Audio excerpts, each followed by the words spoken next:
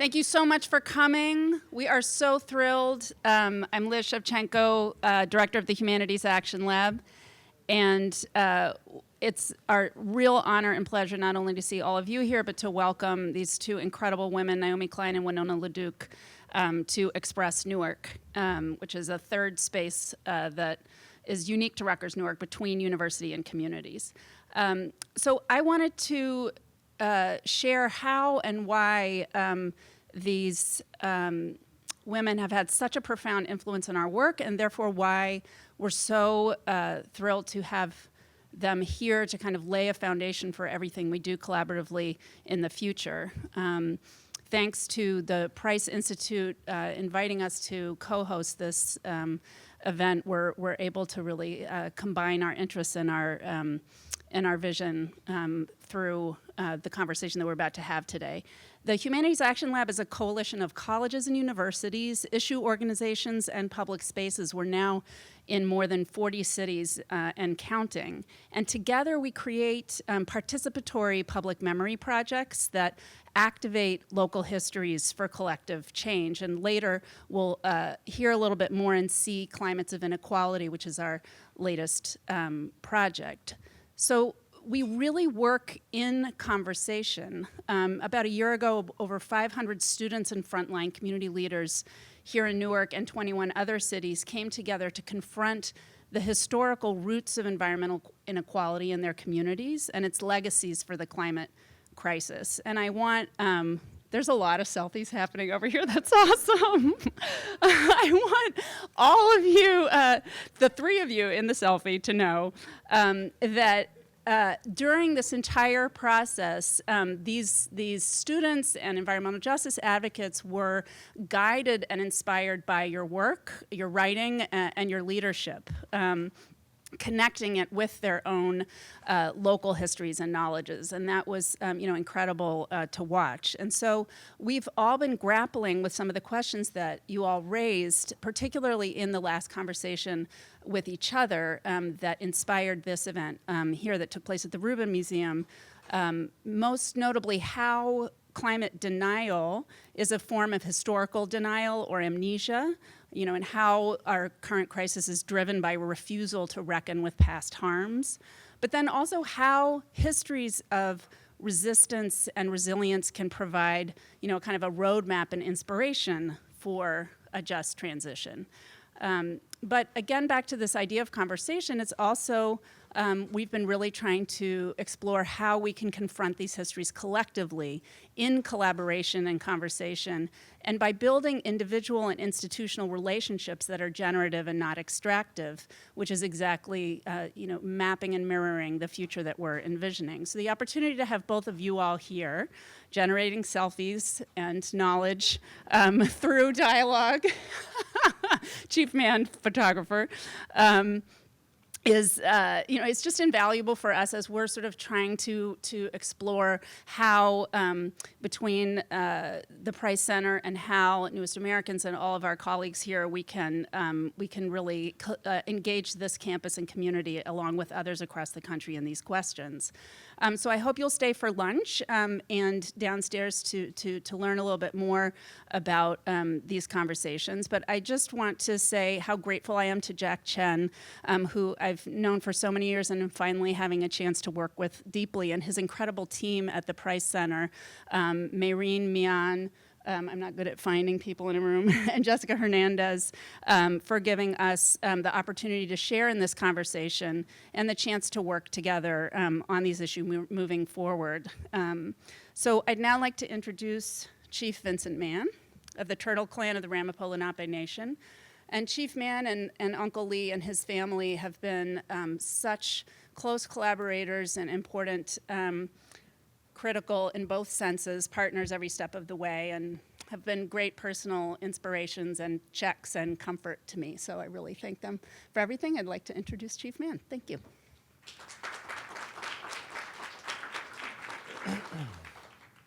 Kolomosi, Ninjashinzi, Takwa Kikai Man.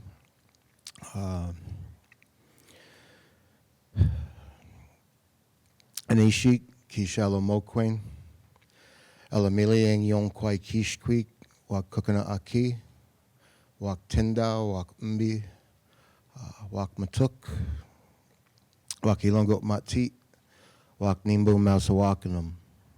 Anishik, Anishik, Anishik, Anishik. How you guys doing today? Good? I'm Chief Mann from the Turtle Clan of the Ramapough Lunaape Nation. Thank you, Creator, for giving us this day, our Mother Earth, the fire, the water, the trees. We thank you for all our relations, and we most importantly thank you for our lives. Thank you, thank you, thank you, and thank you. I would like to extend, my heartfelt thanks and gratitude, to Winona, who's not just, another Native person living all the way out west. She's actually our relative. There are numerous Ramapoughs that actually live on the White Earth Reservation as well. But this land that we stand on here, and the reason why we are very proactive and agreeable to do land acknowledgements is not just because we get to stand in front of a crowd of people and a microphone, but it's so that we can also speak in our language in front of everyone, so that when our words are spoken and they go out into the wind or they vibrate through the earth, that our ancestors understand that and recognize that we are still here and we're carrying on those prayers that they put forth into this land so many years ago. Just like stone cairns or stone effigies that are out in the woods, most of the time they resemble turtles. When they're moved or they're separated from where they are, regardless if someone puts them back, those prayers of our ancestors for that intent is broken. And so we're living examples of those stone effigies that our ancestors used, myself, Winona, Uncle Lee, and those that can't be here today, who should be. I stand for all of them and speak for all of them. So with that, I would just, again, like to welcome you home. Please always know that this is and will be, especially because we have rice here now. So with that, Jack, if you can come up here and we're going to add a little bit to our acknowledgement and the importance of this place we all call home. So, thank you.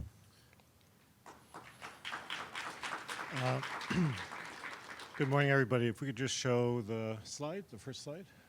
Oftentimes when we give land acknowledgements, it's actually not grounded in actual place and an actual time, but we thought it would be actually quite important to share some of the graphics that we're generating out of the Newark Public History Project. Part of what we want to highlight here is that we're not just in the city of Newark, but we're actually in a regional area in which the Munsee Lenape peoples were critical, and it overlaps with the watershed that you see in this image. I don't know if you wanted to say anything about this area. Yeah, definitely. We don't just reside in that area still today, but we're actually the protectors of that water. And if you look up top where you see it says Ringwood, almost directly underneath that round circle is the center of the Turtle Clan, who has been poisoned and still being poisoned over 50 years from the Ford dumping that the town allowed, the state allowed, and we're still there. And that is actually pretty much the headwaters of the Passaic River watershed. We are minimal 1 mile above the Wanakee Reservoir. That's 6 million people. So if you all live down here in Newark, you're actually getting your water from northern Jersey, which we are fighting to have full remediation done, as well as hopefully one day being able to move our Turtle Clan to the other side of the mountain of Tranquility Ridge so that they can continue to heal and live while that land and the water is cleaned.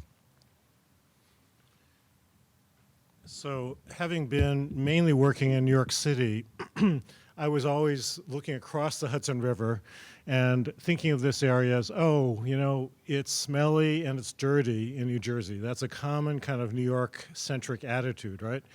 But as I've come over to this site and begun to understand the history of this site, I've got a totally different view of what this is. In fact, this is the heartland of the Lenape peoples in this region that had been one of the most biodiverse regions in North America. And there are moments in which the Dutch were oftentimes referring to whales breaching in the Hudson River, following all the different fish, small to larger, that were migrating up and down that very, very deep river. The oysters in this region are amongst the largest concentration at one time of oysters in the world. Of course, the waters got polluted. So we're talking about a cycle of biodiversity and also dumping and waste, which in some ways is kind of part of the colonial history that was linked to extraction. Next slide, please. And this image begins to give you a feel for the kind of the flourishing of the Munsee Lenape peoples who had been in this region. And you'll see that this is just the beginning of a kind of mapping that we've been able to do to document the settlement areas, the 16 fishing weirs that are among the oldest human structures of the region. That should be a UNESCO World Heritage Site, and a real complex of trails, of tool making, of mining, and of really stewarding the land in a variety of ways. So part of our project is to begin to collaborate with Munsee Lenape folks in actually giving this life that had been here before colonial contact a full set of meanings and full understanding, so we can begin to convey that to the larger public, but also to link the dispossession of Native peoples with, in fact, the enslavement of peoples as well. Because once these large tracts of land are basically taken by the Dutch and British legal systems, then those same plantations, and yes, they were called plantations at that time, began to be populated by enslaved peoples. First, the effort was, of course, of enslaving Native folks, but also of Afro-Caribbeans and those from Africa as well. So those two fates are deeply intertwined. And next slide, please. And then what we have as a consequence is people like Benjamin Franklin down in Philadelphia talking about, kind of quantifying and parsing through what this Anglo-Protestant money-making culture can all be about. And it is about time is money, in part, and that you also have fellow founding father Alexander Hamilton of Broadway fame, right? Who was looking across from Lower Manhattan after he established the Bank of the Nation, the first Bank of the Nation, after he began kind of setting up the China trade and began to figure out how to build wealth in this desperately poor, devastated city, he begins looking across the Hudson River towards the Great Falls of Paterson, that we think of now as Paterson, New Jersey, and he sees that's where our first industrial site is going to be. That's where we're going to mimic and steal and copy the British industrial system and make it stick over here. So what you see here is an image of a remnant of those mills. And you also see in the blue outline the Passaic River and a Dundee Canal. And in the circle is really what had been probably the largest resting place for Lenape peoples in the region, and it's a site, a sacred site, and a site of celebration. But none of those concerns were really taken into account when the town of Passaic was built over that. So you just got a sense of the overlaying that's ongoing of how colonialism still lives to this day, and the fact that a park is being built on Dundee Island right now, and due diligence has not been made. So it's an issue that we're still very concerned about. I don't know if you wanted to make a comment on that. It's also a mourning place. And, that one space, there's also another one that's just kind of below that, where there's another burial ground. And those are the ceremonial resting places of our ancestors, and it should be protected.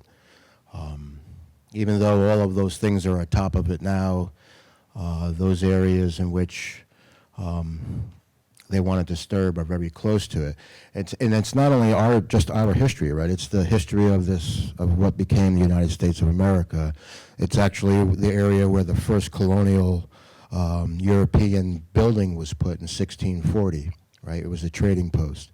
And that trading post sat in between that 30 to 40 acres of a sacred burial ground and the village on the other end of that, and then another burial ground beyond it, and to include the 16 fish weirs that are in the river as well.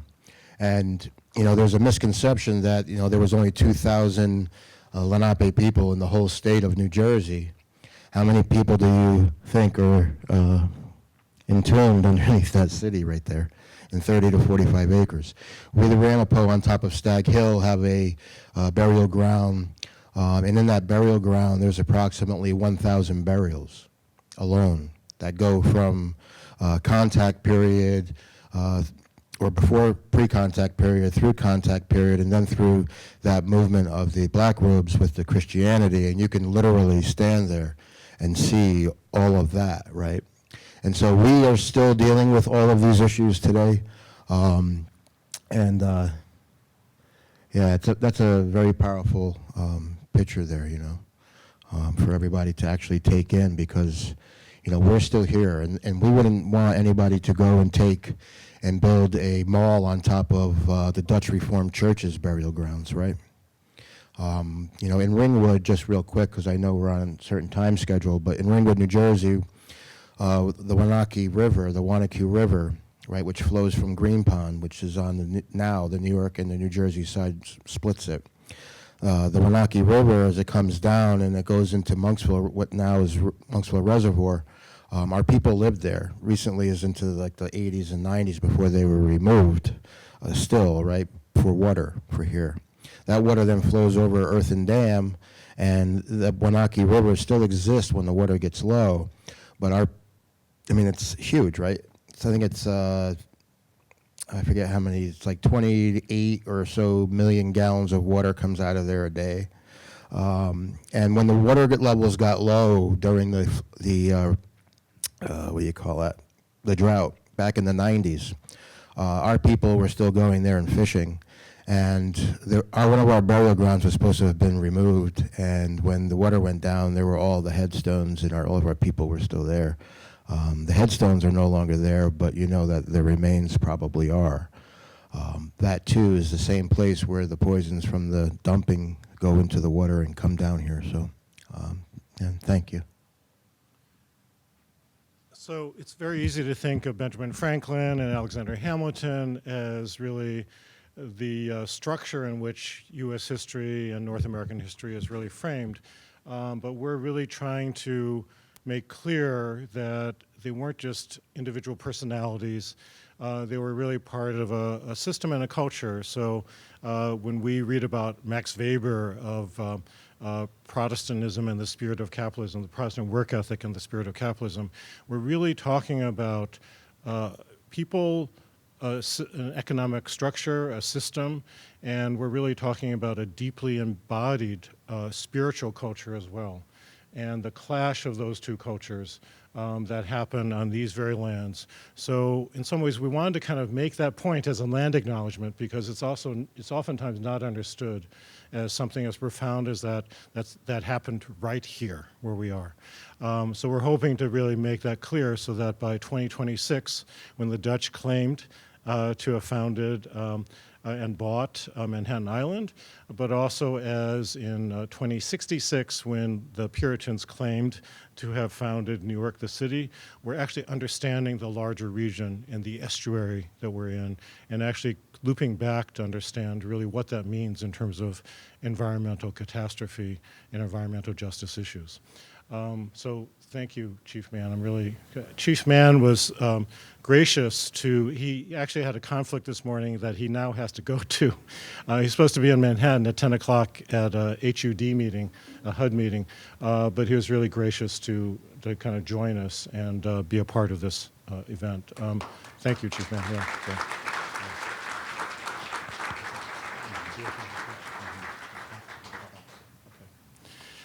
when I try to imagine who are people that I really would love to be in conversation with, I tend to think of, from my generation as an academic, people like Stuart Hall, who really began to think through and reimagine the way academia could actually engage deeply with community issues. And in some ways, cultural studies emerges from that. But his brand of cultural studies, I think, was much more grounded and engaged. But also, one major influence for me has been Edward Said as well, in terms of his thinking about otherness, Orientalism, and the deeply ingrained ways in which European cultures actually perceive the world. Now, the next two people I think of are actually here in this room. So that, for me, it's this incredible honor to have Naomi Klein, who is someone I've only recently been having a chance to kind of read the work of with enormous admiration, respect, and kind of awe at the ability to do research and write in a way that tells a story to a broad audience. And the person I think I've been most influenced by is Winona LaDuke. They are both here today, and it's a part 2 conversation that they began at the Rubin Museum, which when I viewed it, I thought was so fantastic, because it's really two people who embody sets of coalitions and sets of movements that oftentimes have not, up until recently, been together in a dialogue with each other. And each of them deserve all the time, if not all day, to be sharing their work with you. You actually have a chance to look at some of their books outside on the table. But the conversation of the two of them, I think, is a unique and important opportunity for us to understand why this moment in time, given the IPCC's report about having 11 years left and minus, a few seconds every day that we're around, how this conversation is incredibly urgent for us to figure out how to bring separated movements and separate areas of work together. So for me, it's really a delight that they can both be here. So I'll introduce them, and since Naomi is actually talking to Chief Mann in the hallway, I'll first introduce Winona, and then if you could just come up as I introduce you. And then we're going to be sitting here on the stage. We're going to be speaking till about a little before noon, and then opened up for Q&A, and then have people go downstairs for the lunch and to get a chance to view the incredible Humanities Action Lab exhibit. So Winona LaDuke is a farmer, most recently of hemp fiber, is a water protector, and really an eco-economist, kind of especially an indigenous eco-economist in a field that has largely been made up of white men. And her intervention on all that on the intellectual levels are profound and very important, and it's something that I think in historical retrospect we'll be able to appreciate more and more. She is the program director of the Honor the Earth organization. She works nationally and internationally on the issues of climate change, renewable energy, and environmental justice with indigenous communities. And in her own Anishinaabe community, she is the founder of the White Earth Land Recovery Project, one of the largest reservation-based nonprofit organizations in the country, and a leader in the issues of culturally based sustainable development strategies, renewable energy, and food systems. In this work, she also continues national and international efforts to protect indigenous plants, heritage foods, and heritage foods from patenting and genetic engineering that a lot of the big companies that we know of have been trying to basically control the market of and make profits from. She's the author of 5 books, actually I think more than 5 now, it's probably 7, and 4 of those are available on the table outside, so I encourage you to go take a look and get them. And Naomi Klein is an award-winning journalist and the New York Times bestselling author of No Logo, The Shock Doctrine, This Changes Everything, and No Is Not Enough. Her new book, which I really recommend you're looking at, it's a very powerful, persuasive book written for a broad audience, but also penetrating in terms of what the critical questions and issues that are that are on my mind in a way that I hadn't even quite realized they were on my mind. Her new book is On Fire, The Burning Case for a Green New Deal, which was published in September, and she has literally been on the road every day since that time in so many different places. So really lucky to have her with us this morning and have the two of them to coordinate their schedules in the same place at the same time is incredibly special. She is senior correspondent for the Intercept. I highly recommend you're going onto that site. She's a Puffin writing fellow at Type Media Center and is the inaugural Gloria, Steinem, Endowed chair in media, culture, and feminist studies at Rutgers University in New Brunswick. She's in the second of her 3-year endowed position. So we're really delighted to have her as part of Rutgers, but have the two of them in conversation to continue some of the questions that were really raised at the Reuben Museum meeting, but also the work that has been developing since then. So if you could come up to the platform, please join me in welcoming them.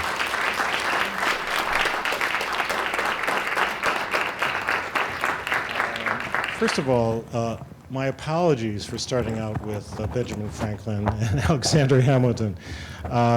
They're not the two people I would normally introduce the two of you with, but the reason I did it, actually kind of in part inspired by Naomi's kind of trenchant, kind of historical examination of settler colonialism.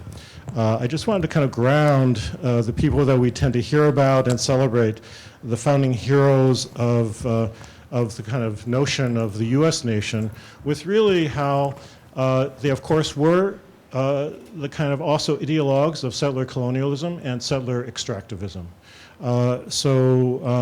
And not just in theory, but also in practice. So that they in many ways established the foundational institutions that we tend to take for granted as just part of the nature of American society, but also human nature. It's also another way of introducing both of you as the unsettling and the decolonizing pathfinders out of this toxic, wasted political culture that we find ourselves in today. And I think what's really beautiful about what you both talk about is finding a way to make as elegant and gracious a transition as possible, given the enormity of the ticking clock that we're dealing with right now. I thought I'd like to begin with a baseline of something that you both have spoken about brilliantly to briefly establish a beginning point. Naomi has talked about a grab and go extractivism, and Winona, you've talked about the Wendigo cannibal economics. So perhaps Naomi, if you wouldn't mind just kind of, briefly giving us that. We're just kind of doing a starting point. What I want to encourage you all to do is to actually go online and look at a lot of their interviews. In fact, a recent one that was just made available on podcast on The Secret Ingredient with Raj Patel out of KUT in Austin, I thought was a fantastic interview. And if you only have a little bit of time, go to that interview, and I think it really provides an incredible basis for understanding her book. Go to her book after that. So we're not going to try to repeat a lot of this stuff. Okay. We're trying to provide a baseline and then go from there. Can I talk about something I've never talked about before? Absolutely, yeah. First of all, I'm thrilled to be here, and I'll never miss an opportunity to be in conversation with Winona, and have learned so much from you well before I knew you and was reading you, and also have learned from people who have learned from you. I mean, your work has reverberated in so many ways in the movements that we're in, and it's such a layered impact. And this is actually the first time I've ever spoken in Newark. I've been in, as you said, I've been in this job now at Rutgers for a year and a half on the college campus in New Brunswick. I'm Canadian. I was born in Canada. I've lived in Canada pretty much my whole life, and I moved here for this kind of unique job. It is rare for a chair to be created in this day and age named after a living activist, as opposed to like an oil company or like a pharmaceutical company. And it's explicitly a position that invites this kind of conversation between movements, academia, and in my case, communication and journalism. And I also wanted to be here I wanted to be in the U.S. in these years. You know, this position takes me, through 2020, and I thought, well, if I'm gonna leave Canada and live in the States for a few years, these might be a good few years to kind of throw in. But I mention this because my family is not Canadian. My father is from Newark, and my mother's from Philadelphia. My parents are Vietnam War draft dodgers, and they came to Canada in 1967 because my father didn't want to go to Vietnam.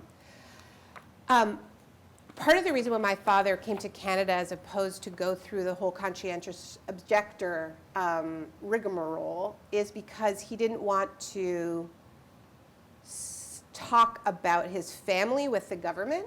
And the reason he didn't want to talk about his family with the government is because my grandparents were part of a socialist movement in this city in the 30s and 40s and 50s.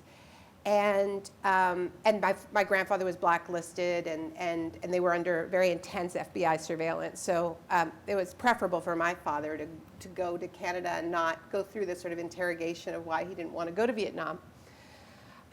But all these memories came flooding back when I was looking at that map, because my grandparents actually left Newark and moved to Ringwood, New Jersey, to be part of this deliberate community called Nature Friends, which was a kind of sort of I was just speaking about it with Chief Mann. He knows all about it. It was a socialist kind of back to the land movement. And the idea was to provide access to nature for all of these poor urban kids.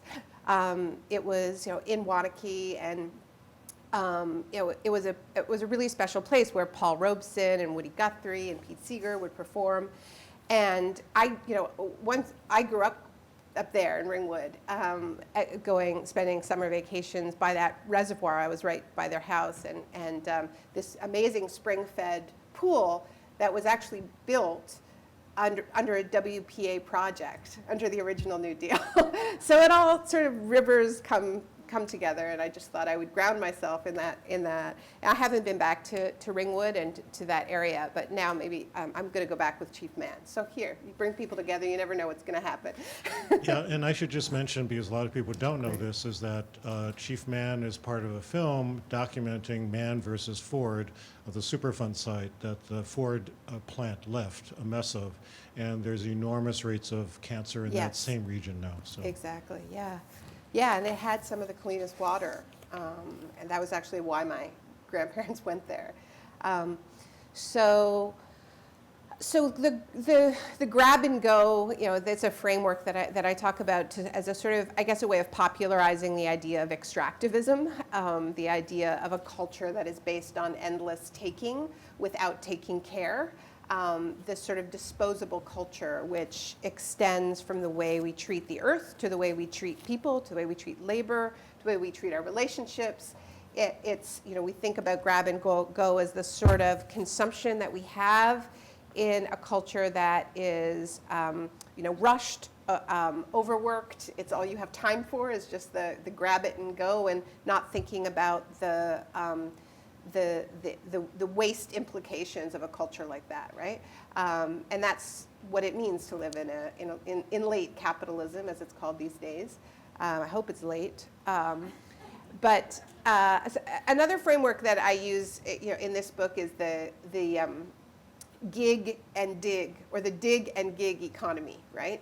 In terms of connecting the dots between what is happening to the earth and what's happening with labor in this idea of endless taking without taking care, right? And so what would it mean to move from a dig and gig economy to an economy based on care and repair is sort of what I think we're teasing out when we talk about the Green New Deal. So yeah. Great, fantastic, yeah. Winona. Oh, what am I supposed to do? Say something about that? Okay. If you want to talk about the Windigo economics. Yeah. Good morning again. Ani Nindoe Maganaduk, that means hello, my relatives. Benesikwe and Dujinikas, Makwa and Dodam, Gababani Ka, Gish Kaniganing and Dunjaba Miigwech. Thank you very much for the honor of being here with you. And I was pleased to see my relatives from the north. Just a little of the grounding that he was talking about as well. A long time ago, Minwainja, Anishinaabe people lived here. And we were instructed by our prophets to follow a shell which appeared in the sky to the place where the food grows upon the water. That's pretty cool, huh?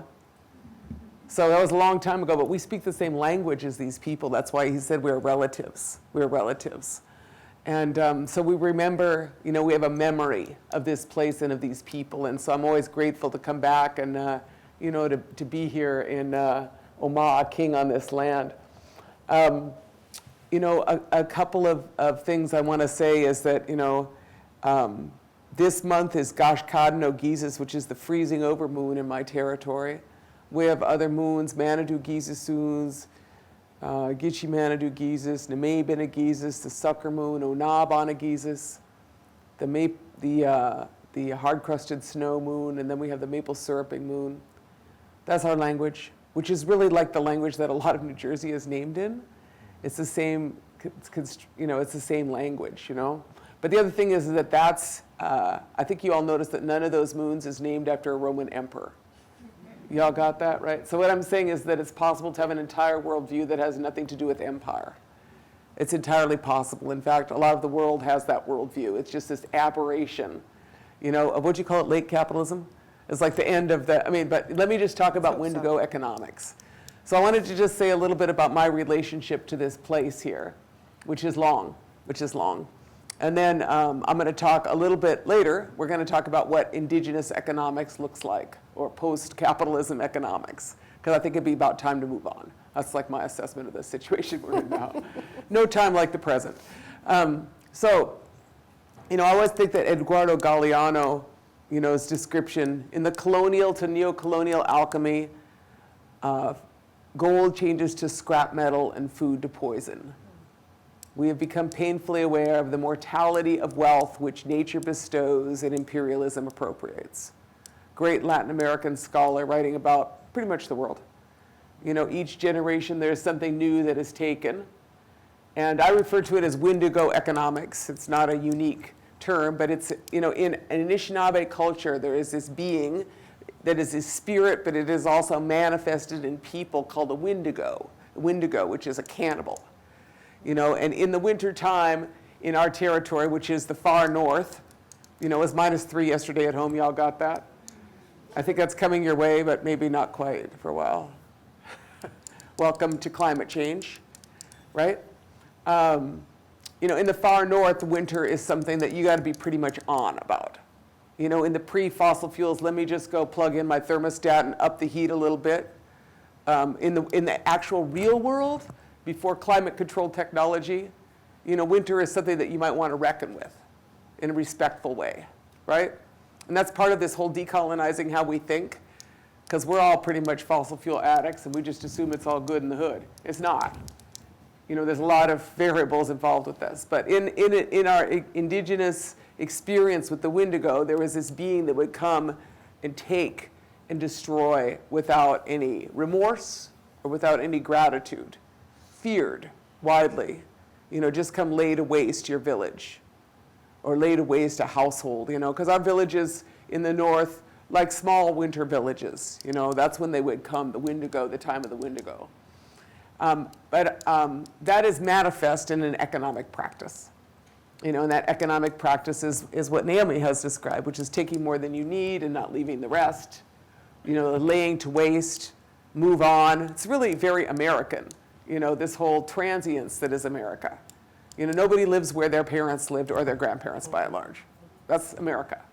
You know, I mean, a few people, you know, and there's different reasons why that is, but there's this whole transient mentality, which, you know, is, you know, manifest destiny. There's always greener pastures. I will go forth and find something new.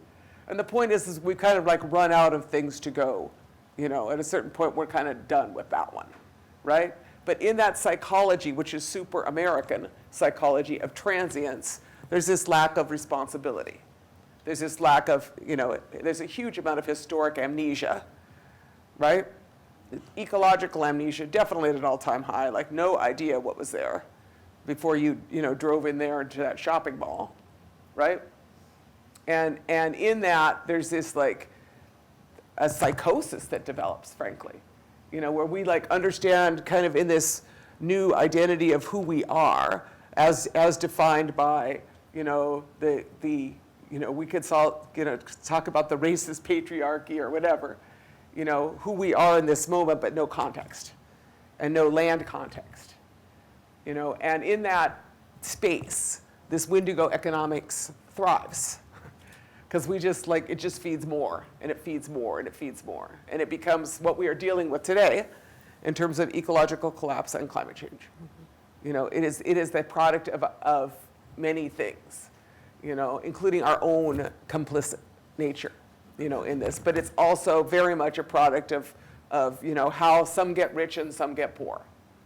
That's the story of most of the people in this room. We're probably on the side of the got poor, right? I mean, that's how that works out. And in the meantime, you end up with this world that we are in now where you can't keep doing that to Mother Earth. Like my little mantra right now is don't pick a fight with Mother Nature. It's not going to work out. As smart as we all think we are, which each new technological fix going to fix that one, there's pretty much no nuclear waste fairy, right? There's no carbon sequestration fairy. It is just like manifesting that someone is going to fix it for us because of this fiction we've created of America, that there's always going to be something new. And in its basic, what you have is this Wendigo economy. Now, fortunately, I come from a people who have a long history of killing Wendigos, because you can't live with a Wendigo. You can't live with a Wendigo. And so that's part of this discussion today is how you transform that, After 9/11, Mayor Giuliani, you remember he was the mayor of New York City and not beloved very much, especially at that moment, was talking about going back shopping. You have to go shopping. That's how you get New York City back going again. It's and all of good. course, we're in the land, in the Meadowlands of the land of shopping malls, which had been really at the core of the watershed of the region. The land of sports stadiums and shopping malls. There's a new mega mall that's just opening up with a goddamn ski slope that's being built on the roof of that shopping mall, right? So this is crazy, right? And we're still doing that. But I'm glad you brought up Galeano, because it's really about a question of decolonizing. And what we're trying to do on a campus and in a city is decolonizing practices, but also necessarily decolonizing our ways of thinking and approaching in our practices. And I was hoping maybe we could talk a little bit about that for a bit, because in some ways, at the root of this is, of course, a psychology, of course, their personalities, of course, there's economic systems, but it's also a whole system of knowing and ways of knowing that are premised on a certain kind of linear notion of progress, a certain way, talking about stages of economics that you just have to reach, and everybody has to kind of get rid of their traditional cultures and buy into this new system. And then also classification, right, in terms of who's high, low, who's more superior, who's inferior, both racial typologies, but also the separations between nature itself and the higher and lower natures of rocks, which are nothing, right? Rocks and minerals, to the butterfly, which is beautiful, to the higher creatures in our world, right? So in some ways, I guess I wanted to ask about how you're both thinking of decolonizing, and also about the challenge of telling better stories, and how can we begin to tell decolonizing stories? I know, Winona, it's something you do all the time. It's what you do, I imagine, every single second of your waking and sleeping. So maybe if you wouldn't mind beginning with that, and then we can go to Naomi after that. I don't want to totally burst your bubble, but sometimes I just watch Versailles, Have you watched the show? It's like, Oh my God! Yeah, right, you've right. I totally- mean, like, yeah. I'm like, wow, how'd that empire go? You know. I mean, you know. So I do think of these important things, and sometimes I just watch Versailles on Netflix, see how the French are doing. You know. So you do some slumming. you're Yeah, saying, do some that's slumming with the French, and I think that things are not going to go well pretty soon in this series. I'm judging from my brief knowledge of history. But yeah, I mean, it is a question of of how you start decolonizing, and you know, I mean, that is you know, in the personal sense. You know, I mean, at some level, you have to take some kind of personal responsibility for your spirit. I don't know how else to say it, you know, like who's responsible for that being that's in there that has some sacred relationship, you know, to this world. Now, that's not brokered. No one's in charge of brokering that but you, right? You know, there's no, you know, and so the question is like how you take responsibility for recovering the sacred in you. Now, I'm not saying y'all go to yoga and go vegetarian. That's all important, you know? And all those pieces are facets of it, but it's a little deeper than that. You know, it's like who we are at this moment in time. And that's why, like, Naomi, I mean, you know, she moved here because we know that here we are at this moment in time, and we're these sacred beings that have this opportunity to do some really great things for Mother Earth and for all our relatives. And, you know, we're here in, like, North America, which is pretty much the belly of the beast, where we should probably do the coolest stuff. And we all clearly know that that's not going to happen with the president that's in. You know, and on one hand, we could say, you know, I mean, Naomi and I are both saying time to get out the vote. But it's a little more than that, right? And so how do you decolonize? How do you begin kind of deconstructing it? I think that, like, even starting with the maps was a good foundation. It's like trying to you know, deconstruct fictional history and remember, you know, because in the end, we're all drinking the water out of that reservoir. You know, we can say whatever we want, but, you know, I had to buy this bottle here a couple days ago just so I could have water that came from 8,000 miles away. You know, it's been refilled like 20 times now. But it's like, you know, water's life. And as a matter of fact, probably can't get water from Fiji for a long time. You know what I'm saying? That's like a really bad plan. So at some level, is you just start someplace like, I am a water protector. I'm a water protector. That's what I am. And I actually think we should all try to be water protectors because that's probably a really good health plan. You know, at some level. And so starting at that, then what does that mean? You know, what does that mean here? Where's the water come from here? You know, where's it going to come from 20 years from now, right? Or where's these bigger pictures of like how you reaffirm and know, and then how you begin that process of, you know, these battles to recover the water or to protect them. Oh no, that's a little bit on. Naomi, you probably got. Yeah, I mean, it's a huge question, and so I won't try to be comprehensive, but I would say that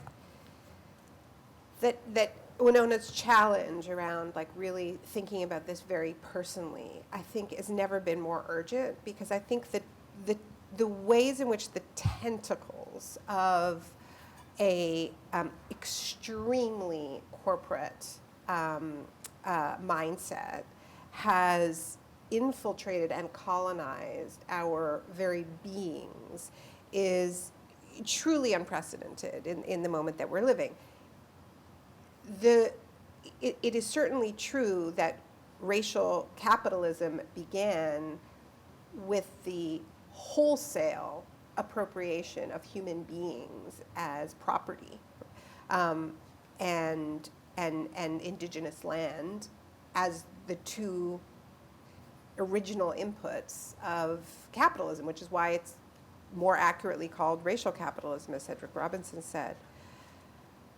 I think that what is happening now in terms of companies like Facebook and Twitter and the ways in which we are allowing our minds to be controlled by corporate algorithms all of the time, combining with a mentality that we as individuals will not advance in this brutal winner-loser economy unless we ourselves think of ourselves as little mini corporations or individual brands that we have to be promoting nonstop on these corporate platforms, even if our brand is revolution, even if our brand is liberation.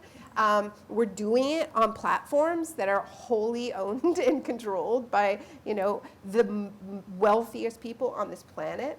Leanne Simpson, who's somebody who's an Anishinaabe intellectual who lives in Ontario and very influenced by Winona's work. She used to be very active on social media, and she writes about As We Have Always Done, a really wonderful book of hers, about how even I Don't Know More, played out on these platforms. And Leanne is one of many people who've just decided to get off the platforms, right?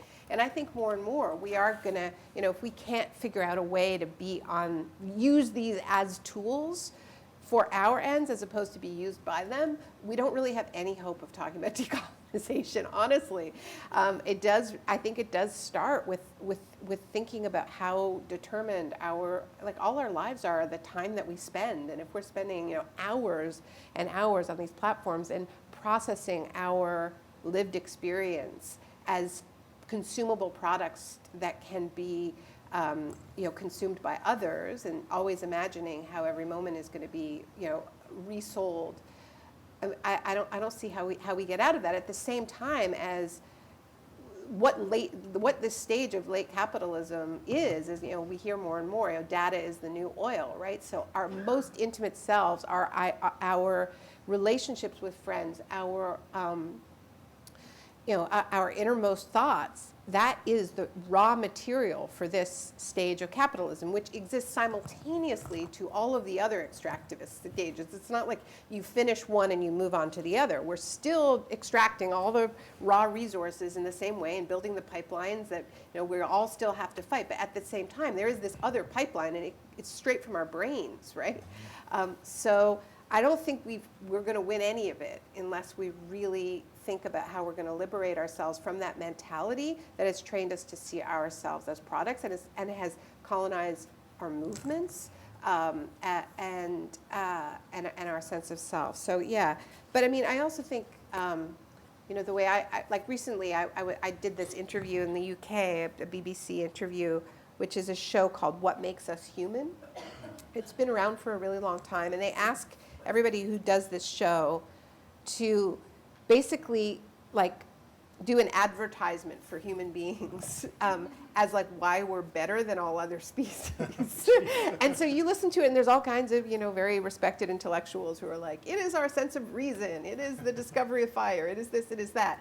And it's this whole thing that is still stuck within this the so-called great chain of being, with humans in God's image at the tippy top, and of course not all humans, and then down until those rocks below, which are basically in hell.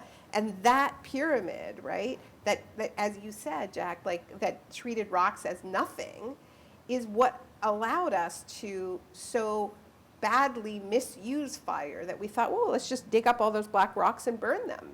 What could possibly go wrong, right? And here we are, with hundreds of the cumulative impacts of the burning of those rocks that were supposedly nothing to worry about, of absolutely no value, so why not use it to fuel our lives? And now we are up against the forces that Winona is saying, you're not going to win this battle. So that process, that mentality that put us at the tippy top, we're falling, we're being put in our place, and we can see that as this terrible demotion. We thought we were as God, or we can say, actually living in relationship and in the spiral of creation and interconnection is actually better than this fantasy of domination that pyramid is based on. So I think some of that's Well, so beautifully said. I mean, I come from a culture in which energy is understood to be alive.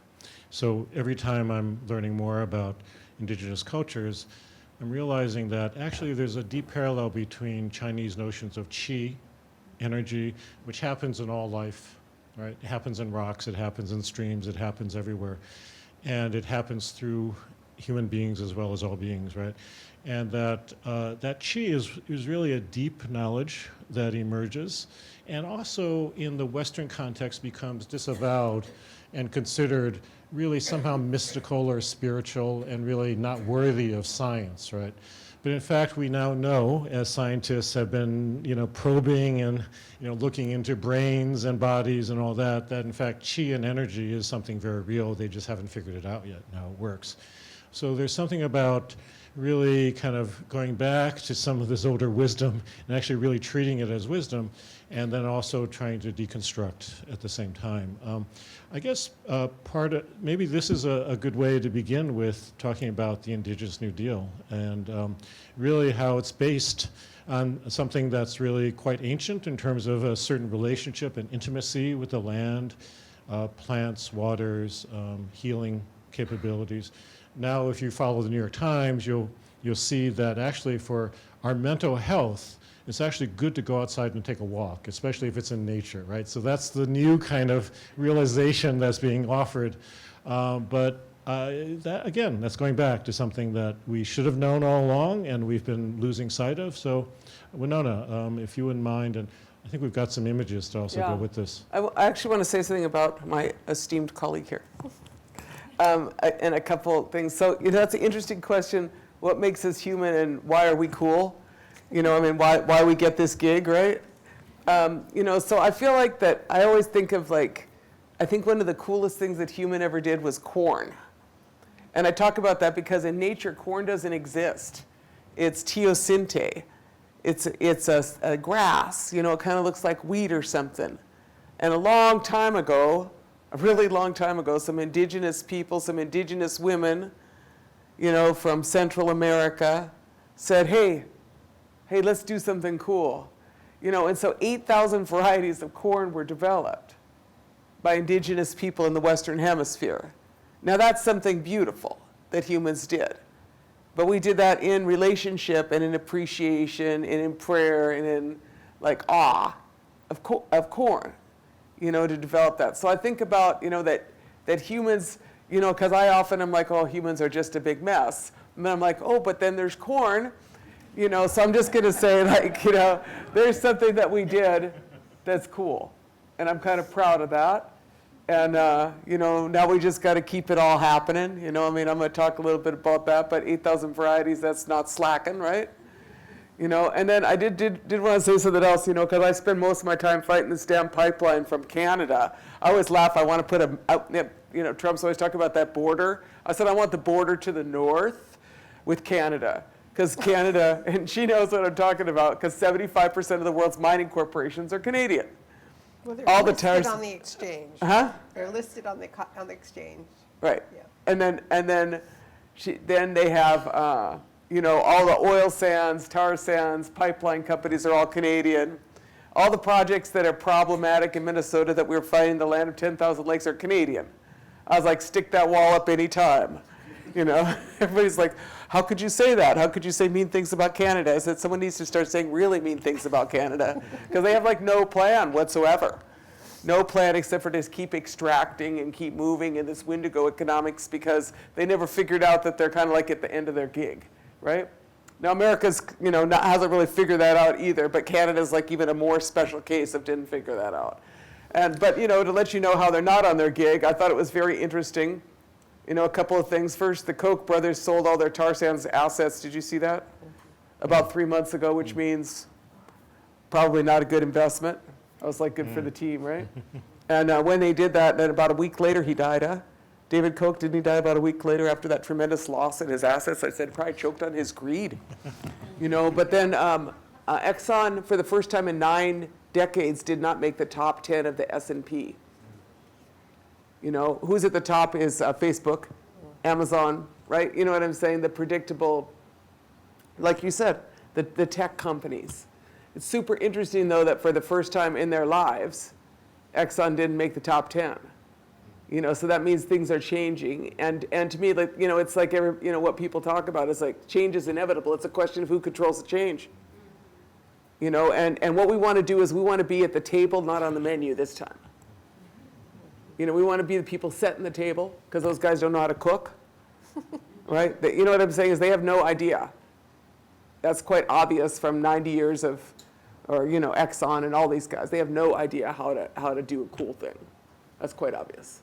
So we just let that stuff go and accept that what we want is a graceful transition. And so I do have some ideas, a few.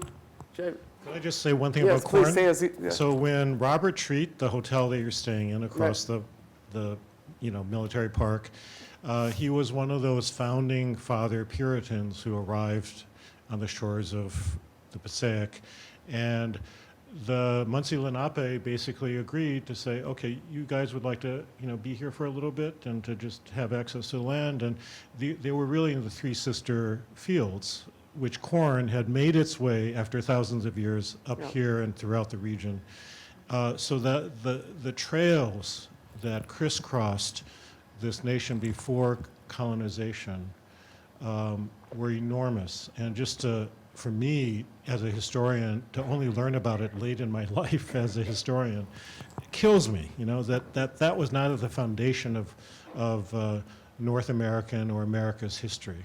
That all those trails that existed from South America, from the Andes, at the heights of the Andes, along the edges of the Andes, throughout the Amazon, all the way up through Central America, Mexico, throughout North America. And we just don't know about them. They're there. They're still there. They're still here. But the corn is one of the things that traveled, as well as the shells that were being harvested from these shores and going throughout the other way, right? So, so great. Show some slides. I'm going to go sit down because it's right in front of me. So. Okay. Yeah, and this is kind of like indigenous wealth. And I shortened this, so I didn't have, but I want you to just kind of imagine, like, my idea of when America was great is when you could drink the water from every river and lake. That's when America was great. When there were 50 million buffalo, America was great. When passenger pigeons darkened the skies, that's when America was great. And when there were oysters here. You know what I'm saying is that's wealth. That's wealth, and that's greatness. And so I just kind of say that, and I always, I remember, because I still live in the place where the wild things are. I still live there. I live up in a reservation in northern Minnesota, the White Earth Reservation. It's the headwaters of both the Mississippi and the Red Rivers.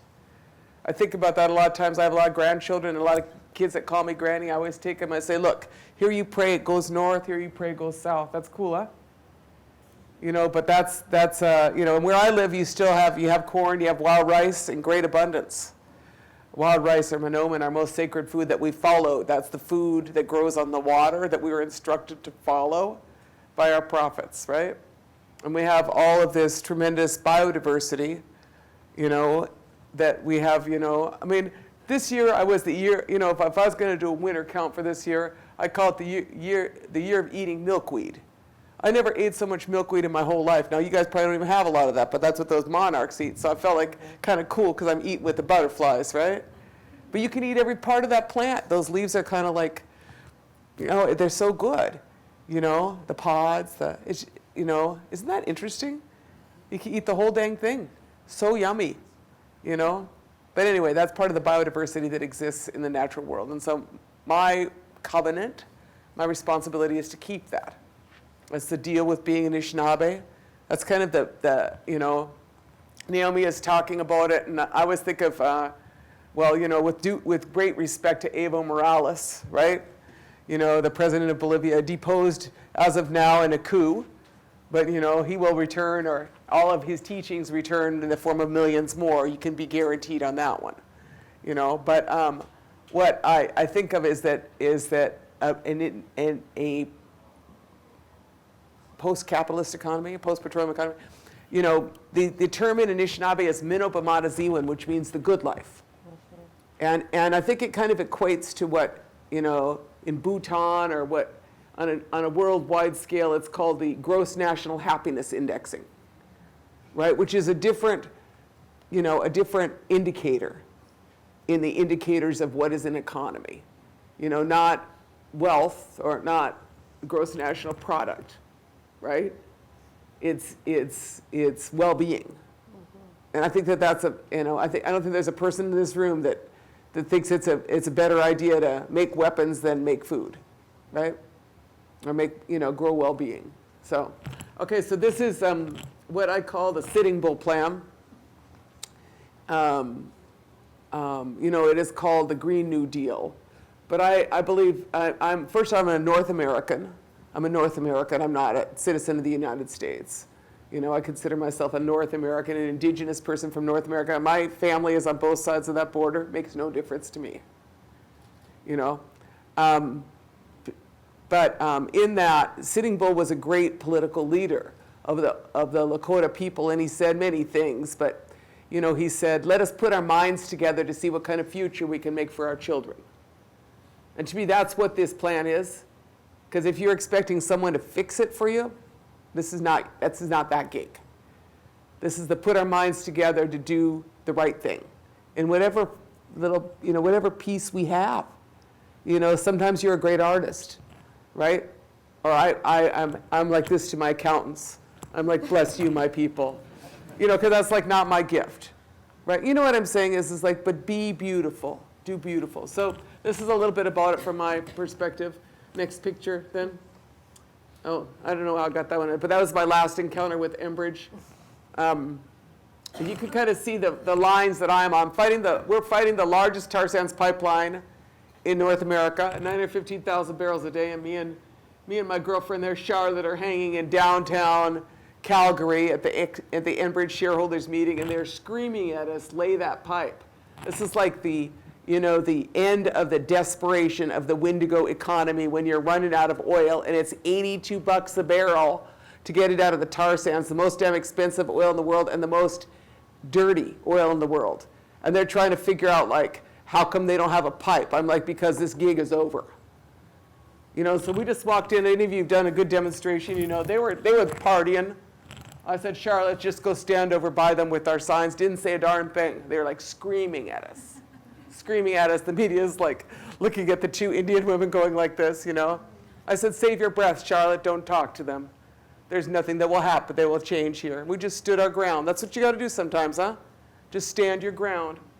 We just did that. And then we moved on, Their time is, we're in deep battle with them. Deep battle. And we hope that we've stood against this pipeline and we intend to stand. But we talk about that later. You could come visit me this summer if the regulatory system fails us. You come visit me. Nice in Minnesota. Next picture. Oh yeah, this is what our resistance looks like. I forgot I put these in. This is how badass you get to look if you fight pipeline companies. I just want you to keep that image in your mind, because when facing large lines of police in riot gear, you should stand on your horse, okay? This is like, I look at this picture almost every day because I just like, and that is talk about decolonized. Do you understand what I'm saying? Like, I know those boys. I spent a lot of time feeding them boys and keeping them out of trouble and such. I love this guy right here. But anyway, there's this moment in time when you got to remember who you are, right? And those young men remember exactly who they are right there. They're like, yeah, we're here, we're present. We're the horse nation, Anyway, next picture. There we go, Green New Deal. Let me show you what it looks like on the ground. The next picture. Okay, this is super geeky, but the point is that people say you can't meet present demand with renewable energy. Like, that's the mantra of fear mongering that continues across the country. You're going to freeze in the dark. I was like, well, what if you didn't waste 60% of your power? 66% of your power as rejected energy. The basics of this is, without getting all super geeky on y'all, is look, they make this in energy that they dig these rocks out of. They waste all this power in the process everywhere along the way until you have this huge amount of inefficiency in the system. Capitalism rewards for use, not for efficiency, right? So the more you waste, the better it is. And the more you use, the better it is, right? Which is like an ass backwards, excuse my French, economy. That's not well-being, and that's not sustainable, right? So that's what I'm saying is we don't want to meet that 66%. We want to reduce stupidity in the materials and energy economy so that we are being coherent. How's that for a simple explanation, right? All right, next picture. This is what it looks like. Do you want me to show these all? Just go through them quick? Okay, quick. Okay, so this is, wait, go back up. That's not fair. This is us. We did this year. Last 2 years I've been working on creating a solar thermal panel manufacturing facility. That sounds all really cool. Solar thermal panel manufacturing. It's like the easiest form of energy efficiency in the North Country, which all suffers from fuel poverty, right? That's that eat or heat problem we all have up here in our inefficient houses, in our inefficient system where the grid is going down all the time. That one? Yeah. So what you want is this. Next picture. This is my team. We put these in for about 5 years. We installed them. We had these people, real cool people, come up and they patented this technology. It exists in a few places. I think there's some on the East Coast. But what you do basically, this is us. This is our facility that we built this last year. That's Kula. Those are my dogs. I don't have any children in this. I usually have a child or two in one of these. But these are some nephews over here. These guys from P-Town. This is my team. Okay, next picture. This is what you do. That there's a solar thermal panel. It's basically an 8 by 4 size of a piece of plywood, right? And the back side of it probably is some kind of fancy plywood, but I'm not going to say that. It's like some fancy equipment. And then in there is that top glass is thermal, and so then there's heat that goes into this like space, this thermal space that's all dark. And when it gets in there, the simple thing is that it's on a south-facing wall, and so the sun heats the space. And then when the thermostat hits 90 degrees, it clicks the blower fan, which blows the hot air into your house, right? So there's like a lot of BTUs involved, can save up to 20% of your heating bill. My son, who works at that facility, he says, how do you say, it be hot, you be warm. That was like his basic explanation, you know? But the point is that tribal house looked like a lot of houses. No trees, cold as hell in the wintertime. Fossil fuel fired, right? This is our answer for my little poor community, Pine Point. Next picture. This is what the Green New Deal looks like for Indigenous people. Now, somebody from Canada is going to provide me with a map that shows the rest of it, but those prairies are windy as hell, right? Basically, you could replicate that map to the north, and you would have wind potential, right? And so my point is that somehow Indian people live in the windiest places in the country. You know, but I need to actually, Jack is going to assist me with this to get a little better map of some of the potential and stuff. But this is just really reservations. We have class 4 to class 7 wind on most western reservations, which is basically the stuff that you power cities off of. Right? Next picture. And this is the most revolutionary idea I've heard lately. Have you heard this solutionary rail? So remember when we had a train system that wasn't an embarrassment to Bulgaria? Oh, that's right. We don't even have a train system that works, right? I mean, the East Coast has a little gig here, right? But, you know, the country, the United States, has no cool train system, right? We all know that. We all lament it. I mean, you guys got it out here. I'm like, every day I got to go to, like, Minneapolis. I'm like, where's my train? You know, right now I got to go sit in my damn car. It doesn't matter. But my point is that the rest of the world has train systems, right? So imagine if we reimagine and rebuild infrastructure in this country for people, not for oil companies and industry. That'd be like the plan, right? It's not that and we're a first world country with a D in infrastructure. That's like shameful, right? Our energy infrastructure is crumbling, our gas mains are exploding, right? Our refineries aren't doing so well either. And our train system needs a major upgrade. So what if we deployed, what we need to do is to deploy for that, or to transform for that. So this idea, solutionary rail, goes to a direct current on the rail lines, uses the rails as electric trains. Because of course, what's easy, what's the best, more efficient? You know, what's more efficient, rubber on the road or metal on metal? Oh yeah, metal on metal, right? You understand what I'm saying here? If you're going to do anything, you want to do the most efficient system. If you go from a diesel to electric, or just like, an electric engine in a vehicle is about 16% efficient. An electric engine in a Tesla or something else is a 65% efficient. So what if you move from diesel-powered generation or diesel-powered transportation, fossil fuels transportation, to electric transportation? That's what this plan is. All electric trains powered by distributed power that you pick up along the line as it moves across the country, and you use those lines to distribute energy. How revolutionary is that idea? It's called solutionary rail. Really, it's called the Backbone Campaign. Brilliant set of work. And this is kind of a made-up of it. Next picture. This is the potential of it. I don't know. See, look at that Canada, just like this vast, empty. You have like one that goes across, right? And then you got the Train and Moose factory, right? Pretty much, yeah. They just have like, they don't have that. But my point is this. It's like that has the potential for rebuilding a green economy, infrastructure that made some sense, right?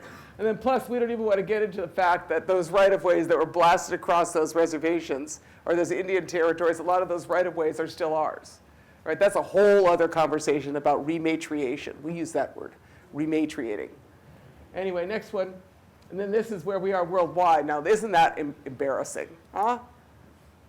I mean, how does that work out? Well, it's not surprising, right? But we'll just look at that as opportunity to improve.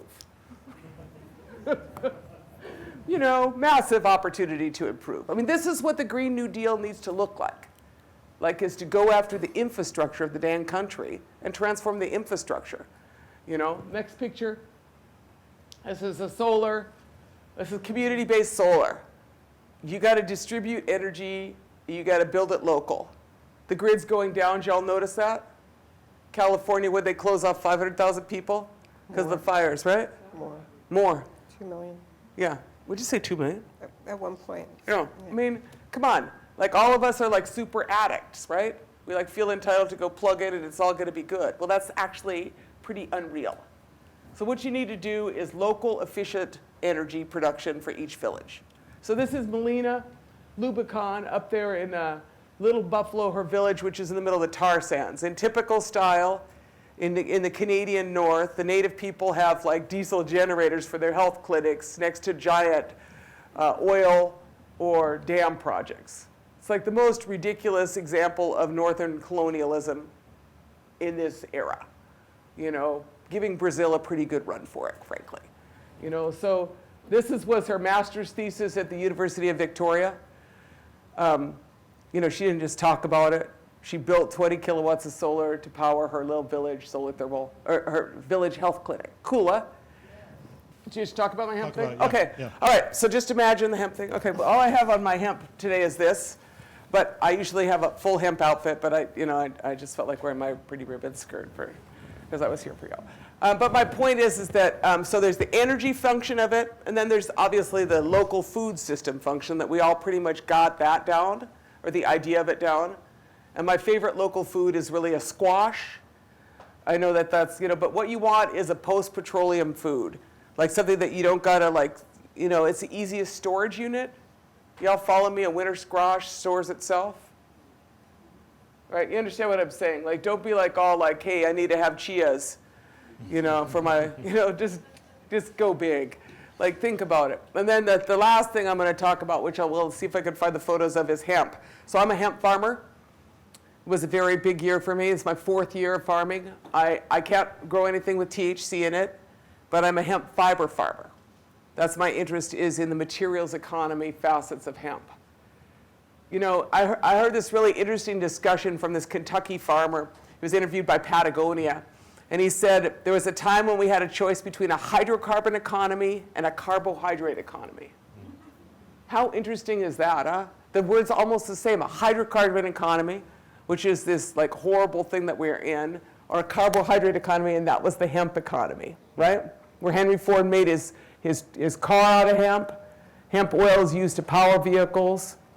Every sail that, people's ancestors came on was made of hemp. The word canvas comes from cannabis. Isn't that cool? Like when I was like, wow. You see what I'm saying? And so Minnesota used to have 11 hemp mills. Pennsylvania was another big hemp state.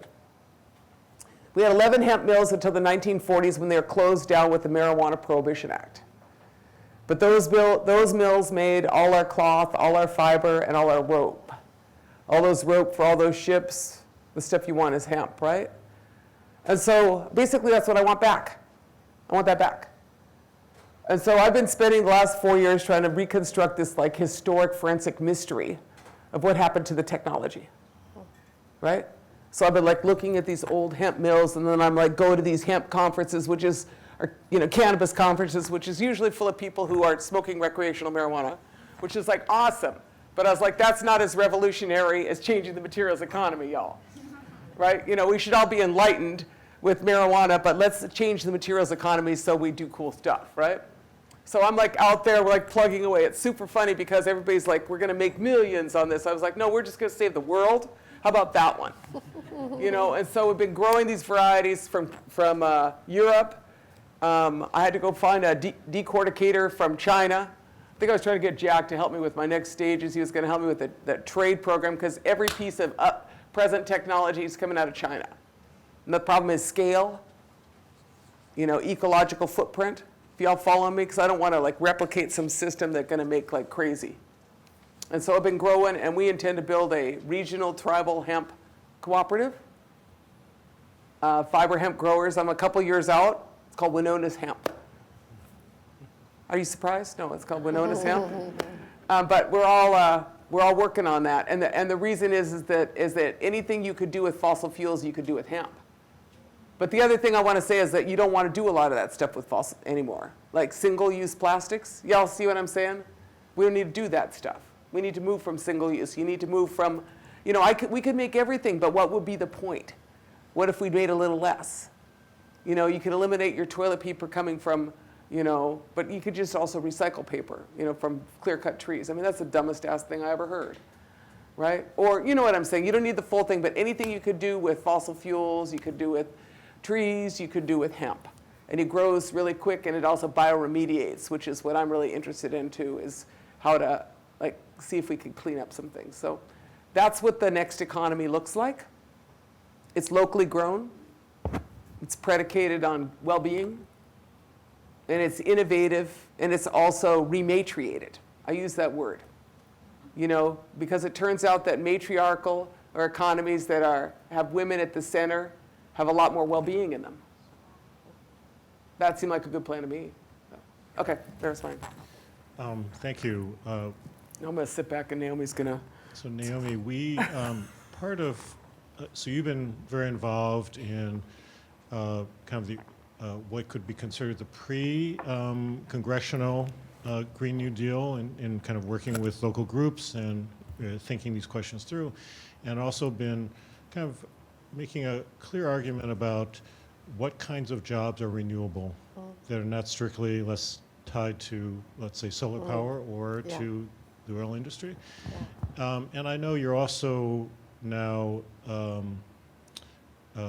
looking at the Green New Deal, trying to track it, especially more recently as the presidential Democratic National Committee candidates are kind of trotting out their various new deals.